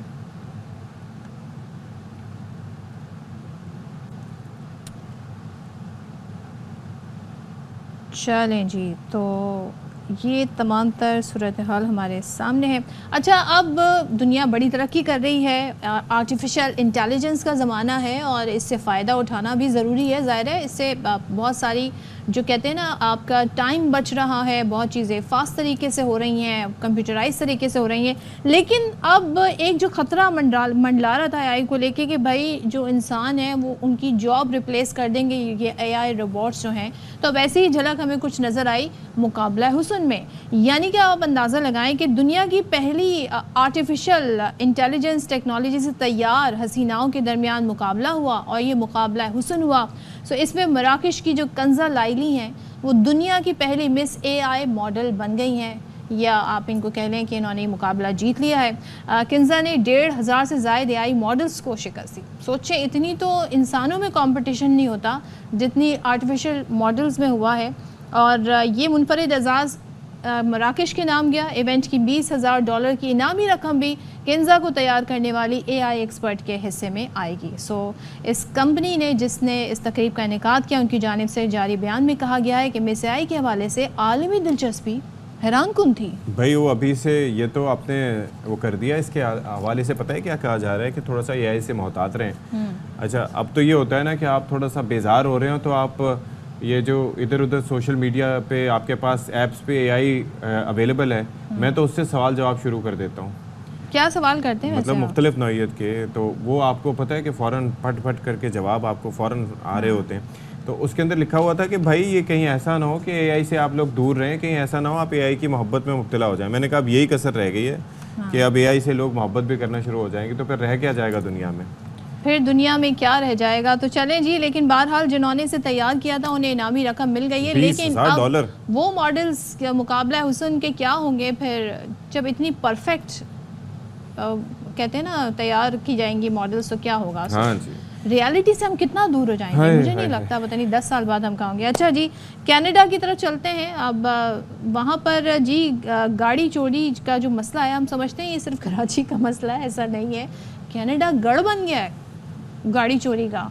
सो ये मंजर अगर मैं आपको अगर कनाडा का नाम लिए बगैर बताती तो हो सकता है आप समझते कि शायद मैं कराची की बात कर रही हूँ या पाकिस्तान की कोई जगह है, ऐसा नहीं है, ये कनाडा में हो रहा है। और रवां साल मौसम गर्मा के आगाज़ में इंटरपोल की जानिब से जो फहरिस्त जारी की गई है वो ये बताती है जी कनाडा का शुमार उन 10 ममालिक में होता है जहाँ सबसे ज़्यादा गाड़ियाँ चोरी हुई हैं जी, और बड़े सिस्टमेटिक वे में। और मैंने अब से कुछ अरसा पहले, यानी कि अब से 1 आध महीने पहले, मैंने ये कनाडा की पुलिस का बयान भी आपको बताया था कि भाई कनाडा की पुलिस का ये मौक़िफ़ था कि गाड़ी चोरी करने के लिए चोर आते हैं तो आप अपनी गाड़ी की चाबियां घर से बाहर ही रखा करें, ये ना हो कि उन्हें कोई दिक्कत हो और आपके घर में वो ब्रेक इन करके अंदर जाएं। तो उस पर मैंने कहा था कि भाई बात यह है कि ऐसा भी होना चाहिए कि फ्यूल भी गाड़ी में फुल करके रखें ताकि उनको गाड़ी ले जाते हुए कोई प्रॉब्लम ना हो। तो कनाडा में चूँकि बड़ी तादाद में दूसरे मुल्कों से लोग जा रहे हैं और वहाँ पर बड़ा it's a land of opportunities, तो वहाँ पर फिर ये है कि ये बात अब कुछ अचंभे की नहीं है, वहाँ पर ऐसी काफ़ी वारदातें हो रही हैं। ये 2022 के जो नंबर हैं वो बताते हैं 1,05,000 से ज़्यादा गाड़ियाँ चोरी हुई जो औसतन हर 5 मिनट में एक गाड़ी बनती है। सो हर 5 मिनट में एक गाड़ी चोरी हुई है कनाडा में। सो चलें जी, अब वापस आ जाते हैं कनाडा से पाकिस्तान। और ख़बर यह है कि 12 जुलाई को इस्लामाबाद में बिजली की कीमतों में इजाफे के ख़िलाफ़ पुरअमन धरना होगा, ऐसा कहना है नायब अमीर जमात इस्लामी का। और वो कहते हैं कि शहबाज शरीफ और आसिफ जरदारी का हुक्मरान के लिए दूसरी मरतबा इत्तेहाद मुल्क और आवाम के लिए अजाब बन गया है। वज़ीर आज़म और सदर का इक़्तिदार पाकिस्तान को श्रीलंका और रवांडा की सतह पर धकेल रहा है। चलें, अब इसके बाद तो ब्रेक ही बनता है, ब्रेक के बाद वापस आते हैं।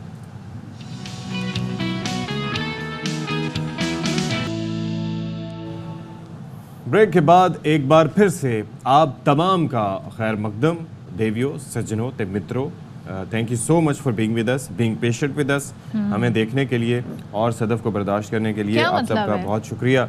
भाई वो आपको बर्दाश्त करते हैं, मुझे देखने के लिए टीवी ये सच निकलवाना था। बंदा जितनी मर्जी काम की बात करते रहे, आपने देखना सदफ को, ये आप कहना चाह रही हैं। सुनना भी चाहते हैं लोग सुनना भी चाहते हैं। तो बहरहाल खैर हम इस आपसी इख्तिलाफात को यहाँ पर साइड पे करते हुए हम आपको एक बार फिर से खुशामदीद कहते हैं, क्योंकि इख्तिलाफात तो होते रहने चाहिए। इसमें भी इख्तिलाफ है, इसमें भी इख्तिलाफ है बहरहाल, लेकिन मैं अपने इख्तिलाफ को अपनी हद तक रखूँगा। तो बाकी यह है कि 1 घंटा मज़ीद भी आपके साथ गुजारेंगे इंशाल्लाह, और बड़ी अहम चीज़ें हैं जो आप तक पहुँचाएंगे, शेयर करेंगे। आपको पता है कि वर्ल्ड कप में हमारा कितना अच्छा सफ़र रहा है, क्या ज़बरदस्त हमने परफॉर्मेंस दी, बहुत मतलब हमने झंडे गाड़े। इतना मैच जीत कर ना हमारा नाम होता है जितना मैच हार के हम बदनाम हुए, और हमारी टीम को जिस तरीके से रगड़ा गया इंटरनेशनल मीडिया में, और ख़ास तौर पर भारत ने उस पर अपनी जो है वो कसर दिखाई। और एट द एंड जो है आप सोचिए कि वो भारत जो हमारे खिलाफ 120 रन नहीं बना पाया था, वो वर्ल्ड कप जीत गया। भारत अमेरिका से 2 बार हारे, ये बात तो मुझे भूलती ही नहीं है। और अब हम तो बड़ा रेयर होता है किसी भी मैच का सुपर ओवर में जाना, शाज़ नादिर ही ऐसा होता है। लेकिन वो अमेरिका से जो हमारा मैच था वो सुपर ओवर में भी गया, और सुपर ओवर में भी हम हार गए। सो वो तो बड़े खुश हो रहे थे अमेरिका वाले। उसके बाद फिर हम इंडिया से जीता हुआ मैच हार गए।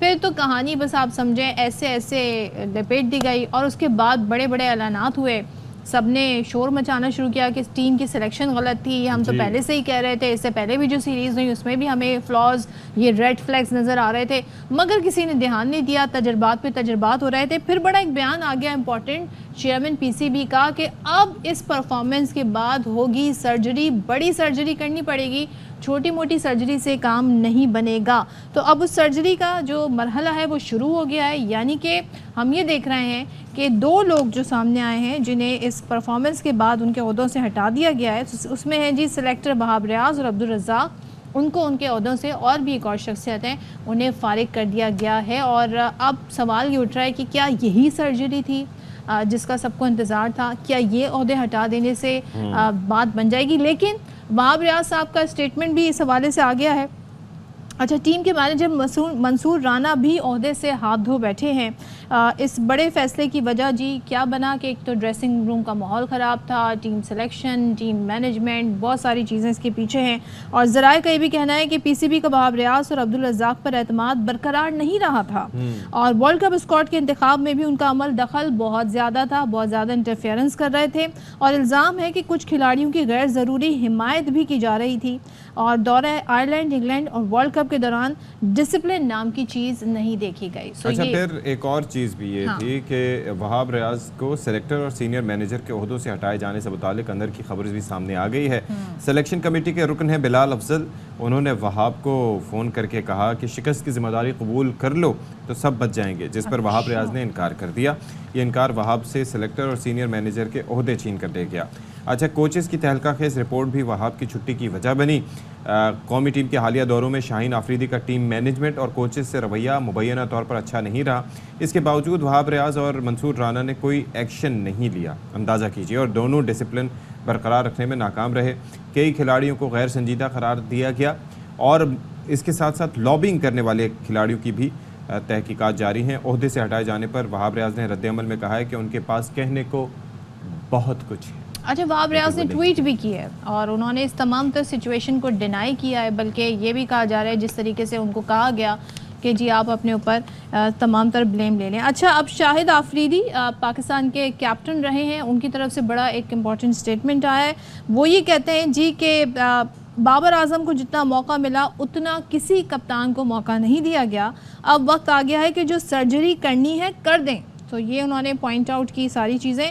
वहाब रियाज और अब्दुल रज़ाक को हटाए जाने पर शाहिद आफरीदी कहते हैं कि सिलेक्शन कमेटी में जो सर्जरी की गई वो समझ नहीं आई, और इस कमेटी में मज़ीद लोग भी थे, सिर्फ 2 अरकान को क्यों फारिग किया गया है। तो वो काफ़ी डिसअपॉइंटेड नज़र आ रहे हैं इस सारी सर्जरी के जो प्रोसेस शुरू हुआ है उससे। तो इस पर बात कर लेते हैं, या सर्जरी है क्या है, तो इस पर बात करते हैं। शाहिद हाशमी हमारे नुमाइंदे खुसूसी हमारे साथ हैं, उनके पास सारी खबरें होंगी मज़ीद जो, और इसके साथ साथ साबिक टेस्ट क्रिकेटर सादिक मोहम्मद साहब भी हमारे साथ मौजूद हैं। So let's start with Shahid Hashmi. आप दोनों का बहुत शुक्रिया। शाहिद साहब, ज़रा आपसे इसलिए आगाज़ कर लेते हैं because we want more details. तो ये बताइएगा कि ये जो 3 लोगों के नाम सामने आए हैं, यही सर्जरी होनी थी, और इस पे जो रद्द-ए-अमल शाहिद आफरीदी या दीगर लोगों का आ रहा है, आप समझते हैं कि मुनासिब रद्द-ए-अमल है और टीम के जो प्लेयर्स हैं उन तक भी ये सर्जरी का अमल पहुंचना चाहिए? और मज़ीद होंगी, अभी तब्दीलियां भी होंगी, मज़ीद सर्जरी भी होगी, लेकिन 5 रुकनी सिलेक्शन कमेटी, उसमें अगर आप कोच और कप्तान को हटा दें तो 5 रुकनी कमेटी में से सिर्फ 2 का कसूर है, बाकी 3 लोग बरीउल जिम्मा है। अगर सिलेक्शन हुआ है तो 5 लोगों ने प्लस कोच और कप्तान ने उस स्क्वाड पे साइन किए होंगे जो स्क्वाड वर्ल्ड कप के लिए अनाउंस होता है। ये दरार पड़ी थी 25 मई को जब वर्ल्ड कप स्क्वाड अनाउंस होने वाला था। उस वक्त बिलाल अफजल ने, जो मेरी खबरें, बिलाल अफजल ने ही कहा था कि जी मुझसे मुशावरत भी की गई, तो अभी हमसे मुशावरत की जाए, मिनट्स होंगे मीटिंग के, उसके बाद ये स्क्वाड का अनाउंसमेंट हो। तो वो फिर सारा प्रोसेस मुकम्मल किया गया। जब एक प्रोसेस मुकम्मल हो गया तो 5 को जिम्मेदारी लेनी पड़ेगी। अगर सिलेक्शन कमेटी के 2 अरकान जाते हैं तो 5 के 5 जाते हैं। 5 ने मिलकर वर्ल्ड कप स्क्वाड सेलेक्ट किया था, और अगर पाकिस्तान 2 क्लोज मैच नहीं हारता, यूएसए वाला और इंडिया वाला दोनों मैच पाकिस्तान को जीतने चाहिए थे, तो क्या सिलेक्शन सही होता?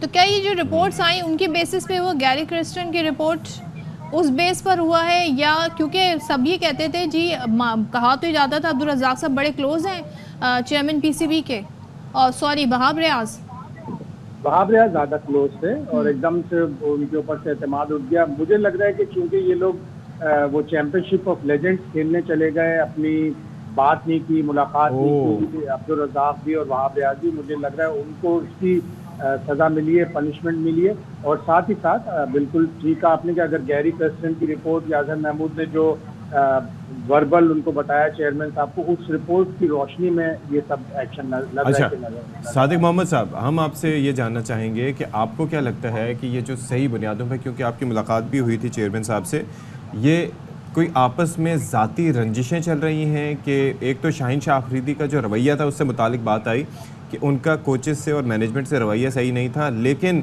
जो वहाब रियाज और बाकी जो मैनेजर थे चूँकि, तो उन्होंने कोई कार्रवाई नहीं की और डिसिप्लिन भी नहीं था, تو کیا یہ وہاں پر آپسی اختلافات اس نوعیت کے تھے کہ جن کی بنیاد پر اب یہ کارروائی ہوئی اور یہ صحیح کارروائی ہوئی ہے اب تک آپ کی نظر میں؟ یہ میرے سے کوشچن ہے؟ جی آپ سے سوال کیا ہے صادق صاحب. صادق صاحب سوری میں آپ کو انٹرپٹ کر رہی ہوں. اس وقت ہم لیے چلتے ہیں اسلام آباد جہاں پر وزیر اعظم موجود ہیں اور تقریب ہے یہاں پر جی ان کی ملاقات ہو رہی ہے اسٹوڈنٹ سے اور یہ انٹر سیکنڈری ایجوکیشن لاہور کے امتحانات دانش اسکول سے جو انہوں نے پوزیشن جن بچوں نے حاصل کی ہے ان سے ملاقات ہو رہی ہے. سو مناظر آپ دیکھ رہے ہیں اس وقت وزیر اعظم ان اسٹوڈنٹ سے مل رہے ہیں جو کامیاب ہوئے ہیں.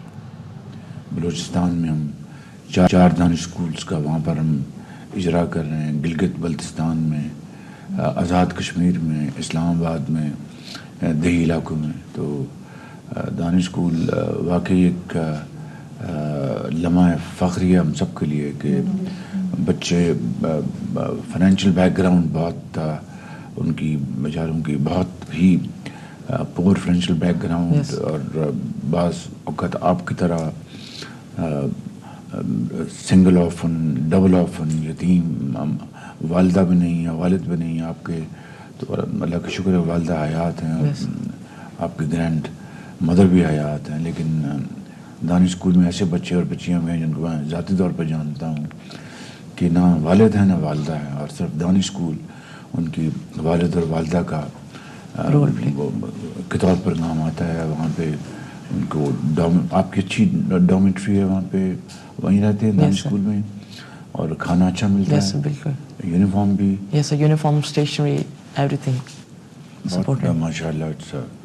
It's a great moment to thank almighty کہ جس نے ہمیں موقع دیا کہ دانش اسکول بنانے کا. اور یہ میں نے آئیڈیا لیا تھا اس زمانے میں, مجھے بہت یہ چیز پنچ کرتی تھی کہ ایک طرف ایچ این کالج ہے, وہاں پر اس کے جو آنی سوراخ ہیں گیٹس, وہاں پر عمرہ کے بچوں کے علاوہ کوئی کسی کا داخلہ نہیں ہو سکتا, گزر نہیں ہو سکتا ماسوائے تمندار جو بڑے بڑے ذمہ دار ہیں, بڑے بڑے سیاستدان ہیں, بڑے بڑے آفیسرز ہیں اور سرمایہ کار ہیں. مگر غریب کا بچہ ایچ این کالج میں سوچ بھی نہیں سکتا. تو یہ دانش اسکول کی سوچ وہیں سے میں نے پک کی اور اس کو پھر الحمدللہ اس کو شرمندہ تعبیر کیا اس خواب کو.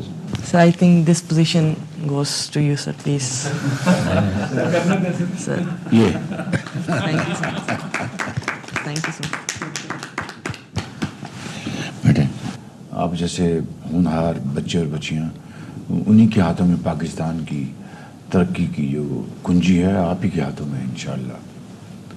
اور انشاءاللہ مجھے پورا یقین ہے کہ ہماری جو نوجوان نسل ہے, کل ہی میں نے میٹنگ کی ہے اپنے یوتھ پروگرام کے لیے, کس طرح ہم ان کو ٹریننگ دیں, skill training, vocational training, productive, یعنی جس سے کہ پیداواری جو قوم کی جو صلاحیت ہے وہ بڑھے, پروڈکٹیو جابس ملازمتیں کس طرح ہم دے سکتے ہیں, کن میدانوں میں ان کو ہم پروموٹ کر سکتے ہیں, زراعت میں, آئی ٹی میں, انڈسٹری میں, یہ ساری چیزیں, ایکسپورٹ بیسڈ انڈسٹری میں, اسمال میڈیم انٹرپرائزز میں, تو فری لانسرز.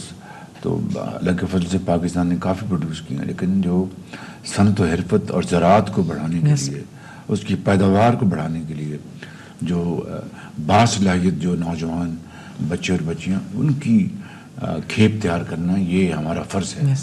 تو کل میں نے اس کی میٹنگ کی ہے میں نے, تو ایک حسن اتفاق کہ آج آپ سے ملاقات ہوئی ہے. اور بیٹا آپ کچھ کہنا چاہیں گے؟ سر میں یہی ایک میری خواہش ہے کہ یہ دانش اتھارٹی ہے یہ یونیورسٹی لیول پہ بھی اگر ہو تو فردر.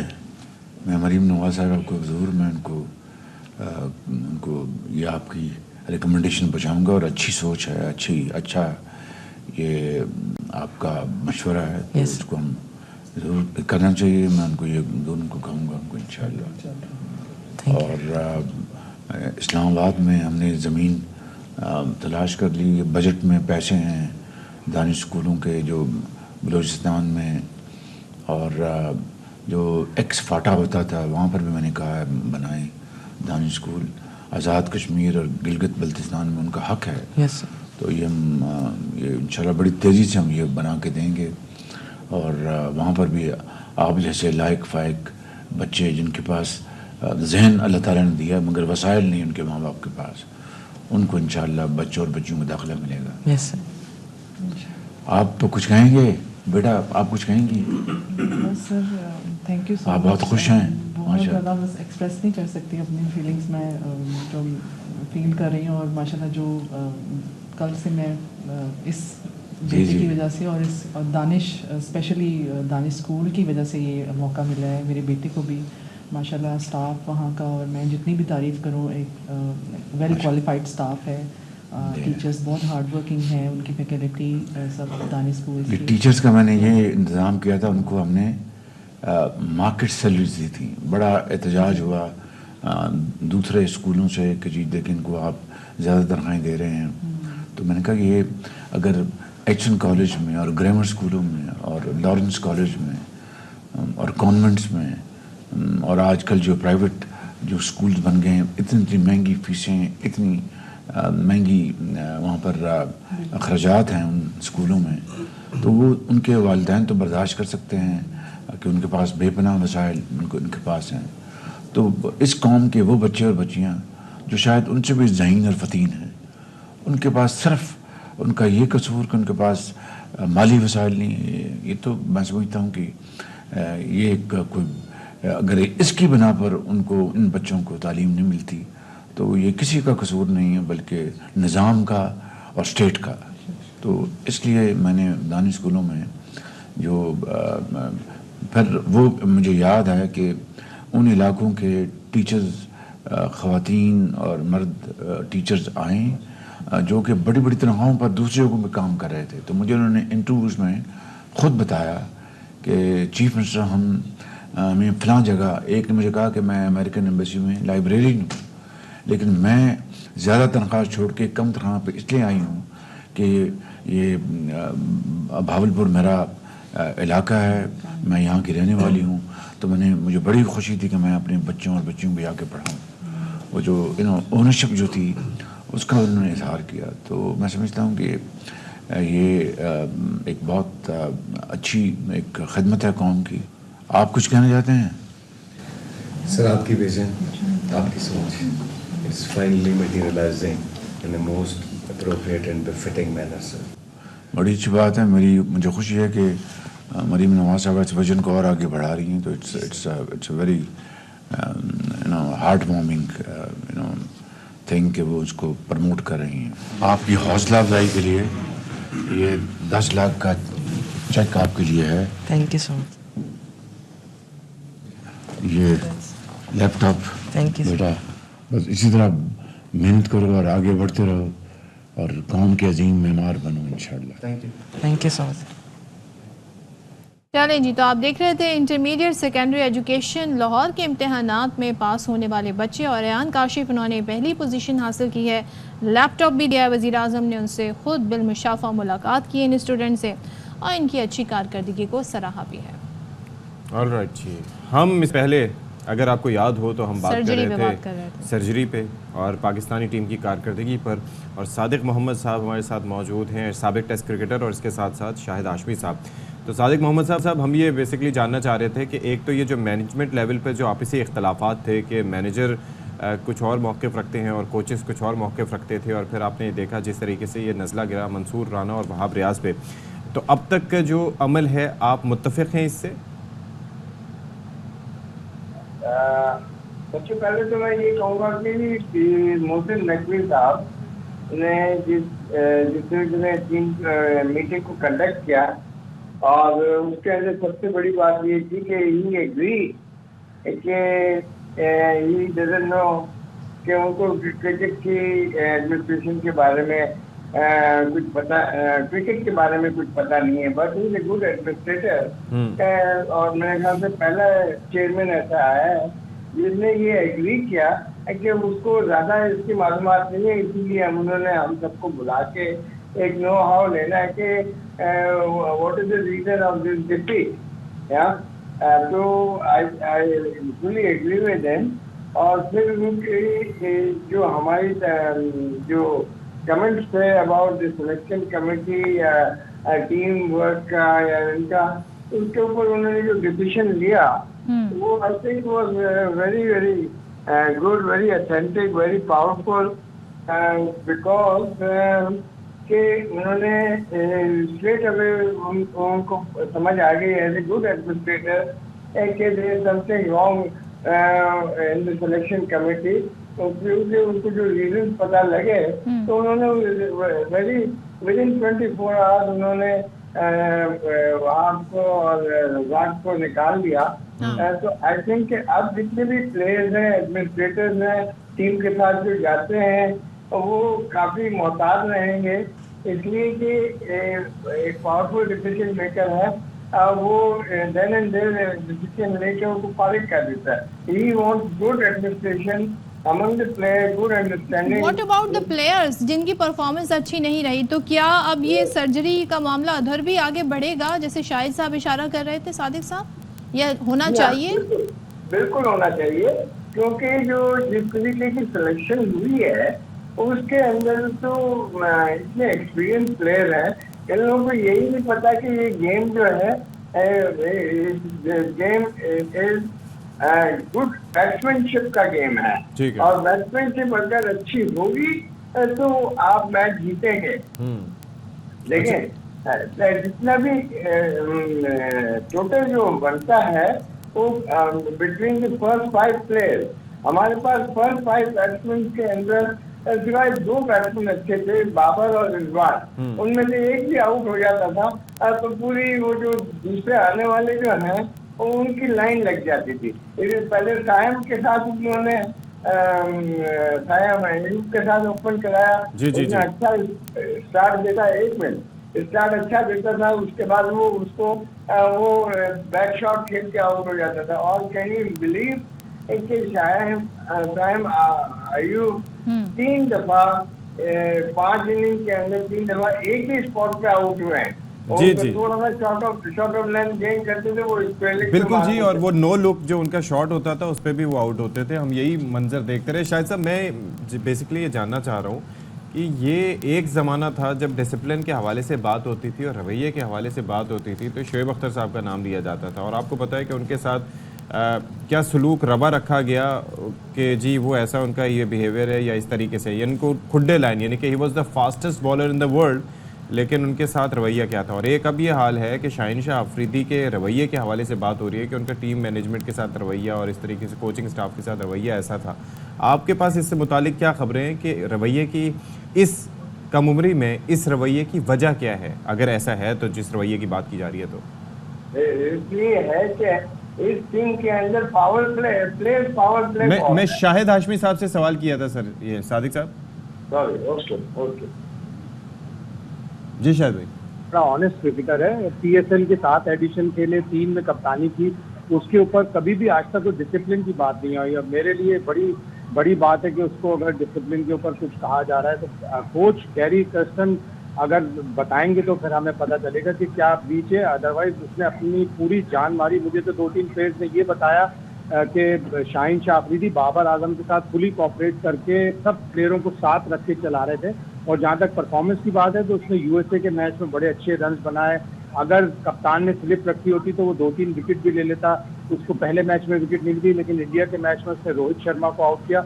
मेरे लिए तो बड़ी बात है शाहीन की, अब तक कभी भी करियर में कोई भी डिसिप्लिन ब्रीच कभी भी नहीं रिपोर्ट। और शाहिद साहब ये जो खबरें आ रही हैं, अब ज़ाहिर कहते हैं ना जब हम चाहते हैं भाई कोई बेहतरी हो, ज़ाहिर सारा प्रोसेस हो ही इसलिए रहा है कि क्रिकेट टीम में जो खामियां थी उनको दूर किया जाए, लेकिन चीज़ें कंट्रोवर्शियल ऐसे होती हैं जैसे कि वहाब रियाज के हवाले से एक स्टेटमेंट जुड़ गया कि जी उनको फ़ोन करके कहा गया कि अपने ऊपर सारी ब्लेम ले लो, एतराफ़ कर लो। तो आप समझते हैं कि इसमें सदाकत है, ये सारी कंट्रोवर्सी इसको ज़्यादा कंट्रोवर्शियल बनाने के लिए सारे इशू को ये मामला फैलाया गया, या ऐसा हुआ है वाक़तन? नहीं, बिल्कुल ऐसा वाक़या हुआ है। और जो सोर्सेज हैं वो यही कह रहे हैं कि एक आदमी फ़ोन करके अब उसी सिलेक्शन कमेटी का मेंबर कि आप जिम्मेदारी कबूल कर लें, सब लोग बच जाएंगे, तो आप जब उसने मना किया तो उसको हटा दिया। लेकिन और भी ज़ाहिर है वजूहत होंगी कि एज मैनेजर उन्होंने अपनी जिम्मेदारियां पूरी नहीं की। अगर स्क्वाड गलत सेलेक्ट हुआ था, 2-3 प्लेयर के ऊपर ये शक व शुबा था या वो मेरिट पे नहीं आए, تو پھر یہ پوری سلیکشن کمیٹی اس کی ذمہ دار ہے. اگر بابر اعظم کو کپتان بنانے کا فیصلہ چیئرمین نے سلیکشن کمیٹی کو دیا تھا, اگر پوری سلیکشن کمیٹی نے اس کے اوپر سائن کیا تو پوری سلیکشن کمیٹی ذمہ دار ہے. 2 لوگوں کو صرف ہٹا دینے سے پورا معاملہ حل نہیں ہوگا. چلیں جی, let's see what happens next. Thank you so much Shahid Hashmi sahib اور صادق محمد صاحب فار بینگ ود اس. اور اگر مزید اس پہ کوئی چیزوں کو نہیں دیکھا جائے گا تو پھر معاملات بہتر نہیں ہوں گے, کیونکہ یہ پراپر شروع سے لے کے ہیڈ ٹو ٹو سرجری یہاں پر ہوگی اس نظام کی, ورنہ معاملات بہتر نہیں ہوں گے. اور جنہیں فیلڈ میں جا کے کھیلنا ہے نا, اصل ان کو اچھی کارکردگی دکھانی ہے, ان کا سلیکشن بہتر ہونا ضروری ہے, اور خاص طور پہ کیپٹن کا بڑا اہم رول ہوتا ہے. تو دیکھتے ہیں اس میں آگے کیا ہوتا ہے. اچھا جی, اب ہم جب کھیلوں کی بات کر رہے ہیں تو کرکٹ پہ بعد میں بات کر لیں گے مزید. اور بھی ہمارے سپورٹس ہیں, اور بھی گیمز ہیں جس میں بڑا زبردست ہمارے جو ایتھلیٹس ہیں وہ اپنا نام بنا رہے ہیں. یہاں پر ہم بات کرنے جا رہے ہیں پاکستان کی سہیل سسٹرز انہیں کہا جاتا ہے.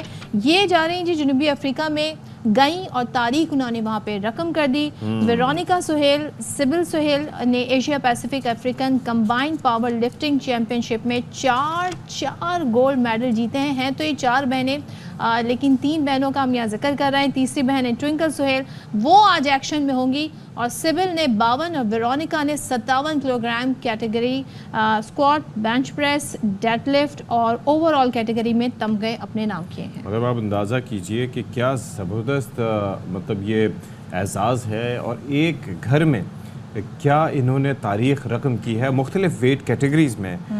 اور یہ ظاہر ہے کہ Asia Pacific African combined powerlifting championship ہے جس میں 4 گولڈ میڈل جیتے ہیں. تو کیا اپنی کامیابی پر ان بہنوں کا کہنا تھا, پہلے آپ کو دکھاتے ہیں. کیا بات ہے, ان تینوں بہنوں کی خاص طور پہ ہم ذکر کریں گے کیونکہ آج ایک اور بہن جو ہے وہ اپنی کارکردگی دکھائیں گی. سو زبردست طریقے سے یہ پاکستان کا نام روشن کر رہی ہیں. سو ہمیں ایسے ہی ایتھلیٹس کی ضرورت ہے بلا شبہ. اور سوچیں ایک گھر میں اتنا ٹیلنٹ, یہ بھی بڑی ایک کہتے ہیں نا ایک اپنے آپ میں ایک ریکارڈ ہے. بلا شبہ. اچھا جی, اب یہاں پر ایک خبر آپ تک پہنچا دیں کہ پشاور کے سب ڈویژن حسن خیل میں دوران آپریشن شہید ہونے والے 2 اہلکاروں کی نماز جنازہ ادا کر دی گئی ہے. تو لئیق الرحمان ہمارے ساتھ موجود ہیں, ان سے ذرا جانتے ہیں مزید. لئیق بتائیے کیسے بتا دیں. جی بالکل, پشاور کے سب ڈویژن حسن خیل میں جو گزشتہ روز انٹیلیجنس بیسڈ آپریشن ہوا تھا, اور اس میں 2 شہداء سپاہی بادام گل اور سپاہی محمد ادریس, ان کی نماز جنازہ پشاور گریجن میں ادا کر دی گئی ہے. نماز جنازہ میں کور کمانڈر پشاور, سول واسطے حکام کی بڑی تعداد نے شرکت کی, جس کے بعد شہداء کو ان کے آبائی علاقوں کو روانہ کر دیا گیا ہے, ان کے جسد خاکی, جہاں پر پورے فوجی اعزاز کے ساتھ انہیں سپرد خاک کر دیا جائے گا. جی لائک بہت شکریہ آپ کا. چلیں جی, ایک وقفہ, وقفے کے بعد آتے ہیں واپس.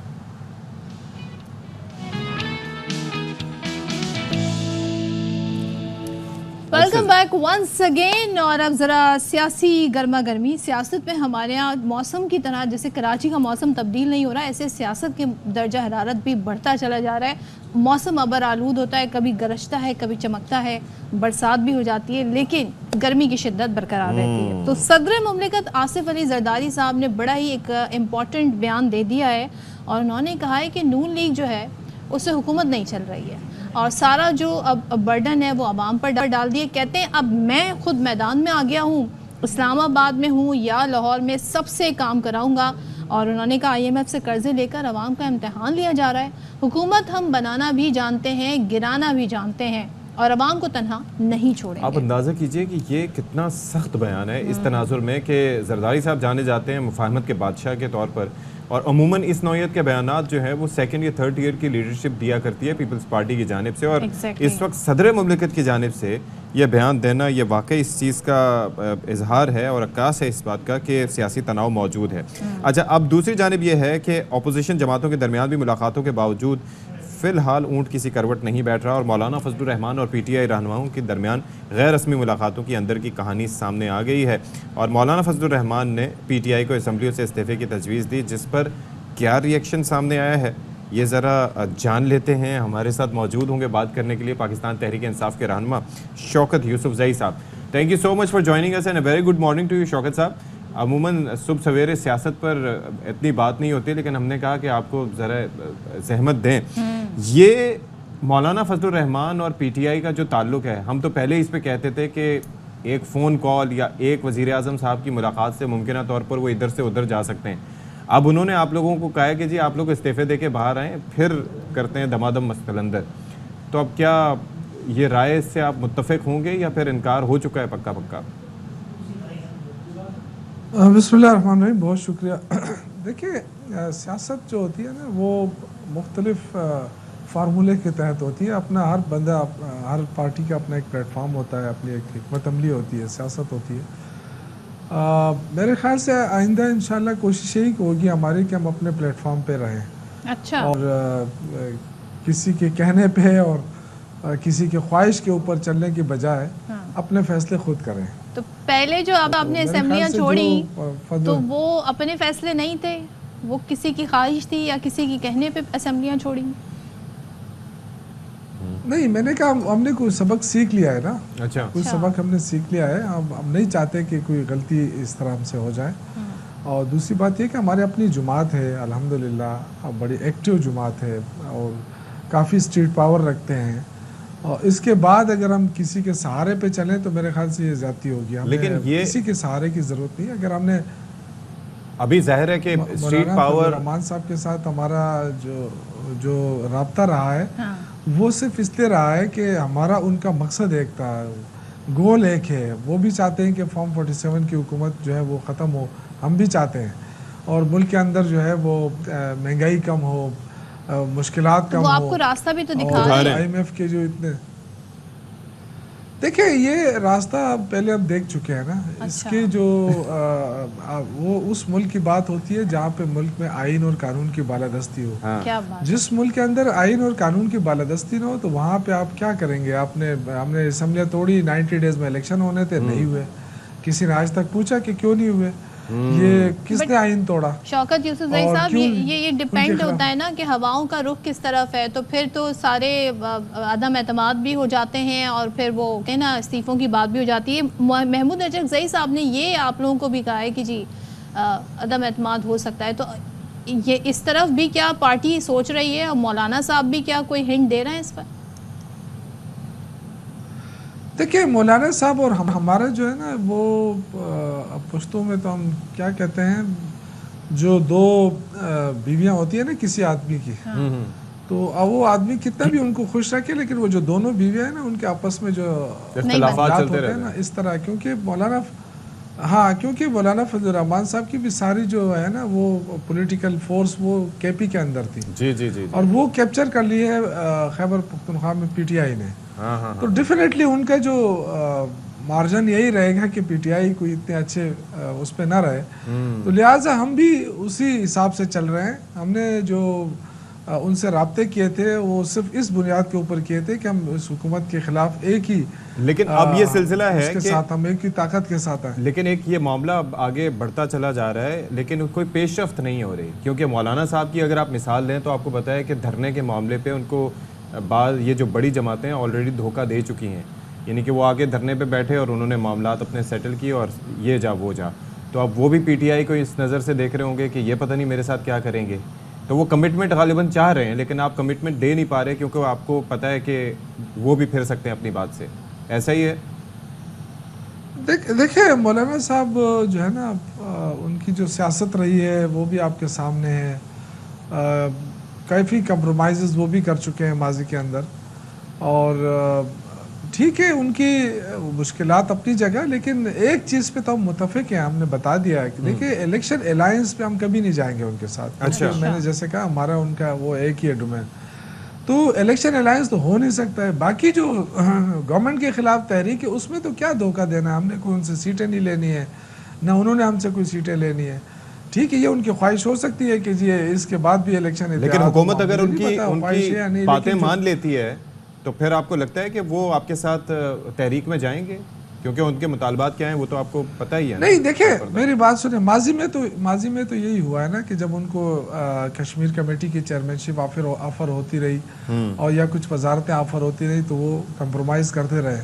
اب اس دفعہ دیکھیں یہ ان کے اوپر ڈیپینڈ کرتا ہے. پی ٹی آئی ان پہ ڈیپینڈ نہیں کر رہی, یہ بڑا کلیئر بات ہے. ہمارا اپنی اسٹرینتھ ہے, اسٹریٹ پاور ہے, جب بھی ہم چاہیں اپنی تحریک شروع کر سکتے ہیں. لیکن ہمارا انتظار صرف عمران خان کیا تھا کہ کیونکہ وہ وہ کہیں گے تو اس کے بعد پھر 1 منٹ بھی کوئی انتظار نہیں کرے گا, تحریک شروع ہو جائے گی. لیکن ابھی عمران خان جو ہے وہ نہیں چاہتے کہ اس سٹیج کے اوپر وہ کوئی ایسی بات کرے.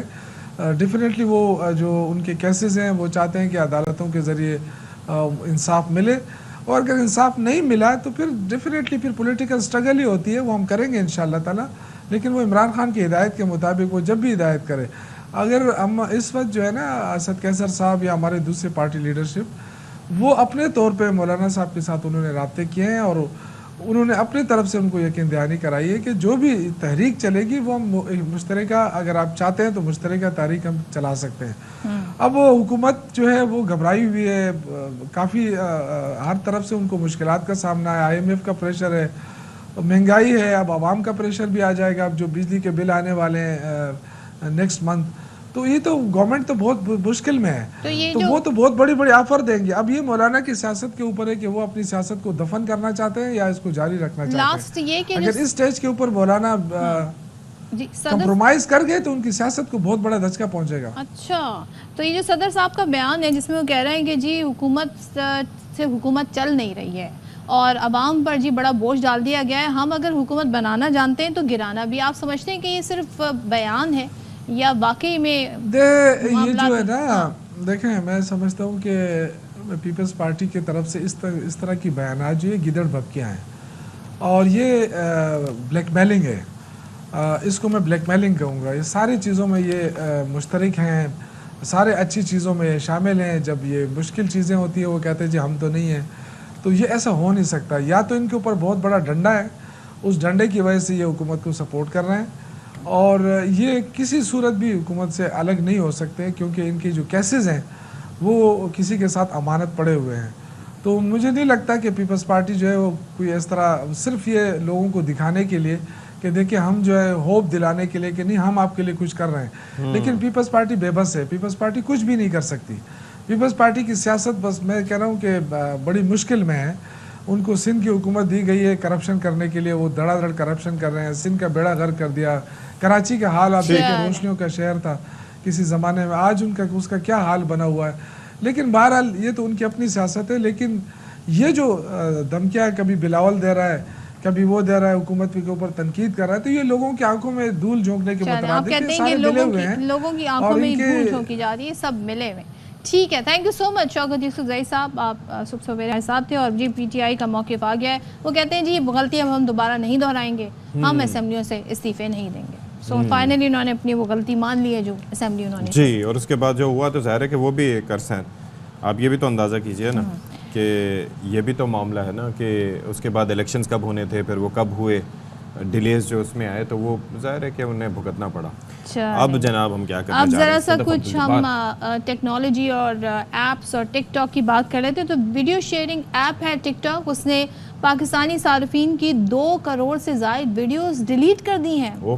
اور کمپنی کی رپورٹ کیا بتاتی ہے, وہ یہ بتاتی ہے کہ جنوری سے مارچ 2024 کے دوران دنیا بھر میں 16 کروڑ 69,97,307 ویڈیوز کو, کتنی پریسائز میں آپ کو نمبر بتا رہی ہوں نا, ان ویڈیوز کو کمیونٹی گائیڈ لائنز کی خلاف ورزی پر اس پلیٹ فارم سے ہٹایا گیا ہے. سو یہ تعداد اس عرصے میں ٹک ٹاک پر پوسٹ کی جانے والی جو ویڈیوز ہیں اس کے 0.9% کے برابر ہے. سو یہ جی ہوا ہے کیونکہ گائیڈ لائنز کو فالو نہیں کیا گیا. یہ بڑا امپورٹنٹ ہوتا ہے. کوئی لوگ, آپ بڑا کریٹیو کام کر رہے ہیں, بڑی محنت سے آپ نے کوئی ویڈیو بنائی ہے, اس کو آپ جب پوسٹ کرتے ہیں, لیکن اگر وہ کسی بھی رولز کی خلاف ورزی کرتی ہے, اسے فلیگ پڑتا ہے اور آپ کی ویڈیو جو ڈیلیٹ ہو جاتی ہے. اس کی ایک حالیہ مثال چاہت فتح علی خان صاحب کے وہ گانا ہے, 28 ملین ویوز ہو گئے تھے, مگر جن کا اوریجنل گانا تھا ان کو آپ کریڈٹ دے دیتے تو آج وہ گانا جی 28 کا پتہ نہیں کتنے ملینز پہ ہوتا. اچھا یا برا اپنی جگہ, لیکن انٹرٹیننگ ضرور تھا بہرحال.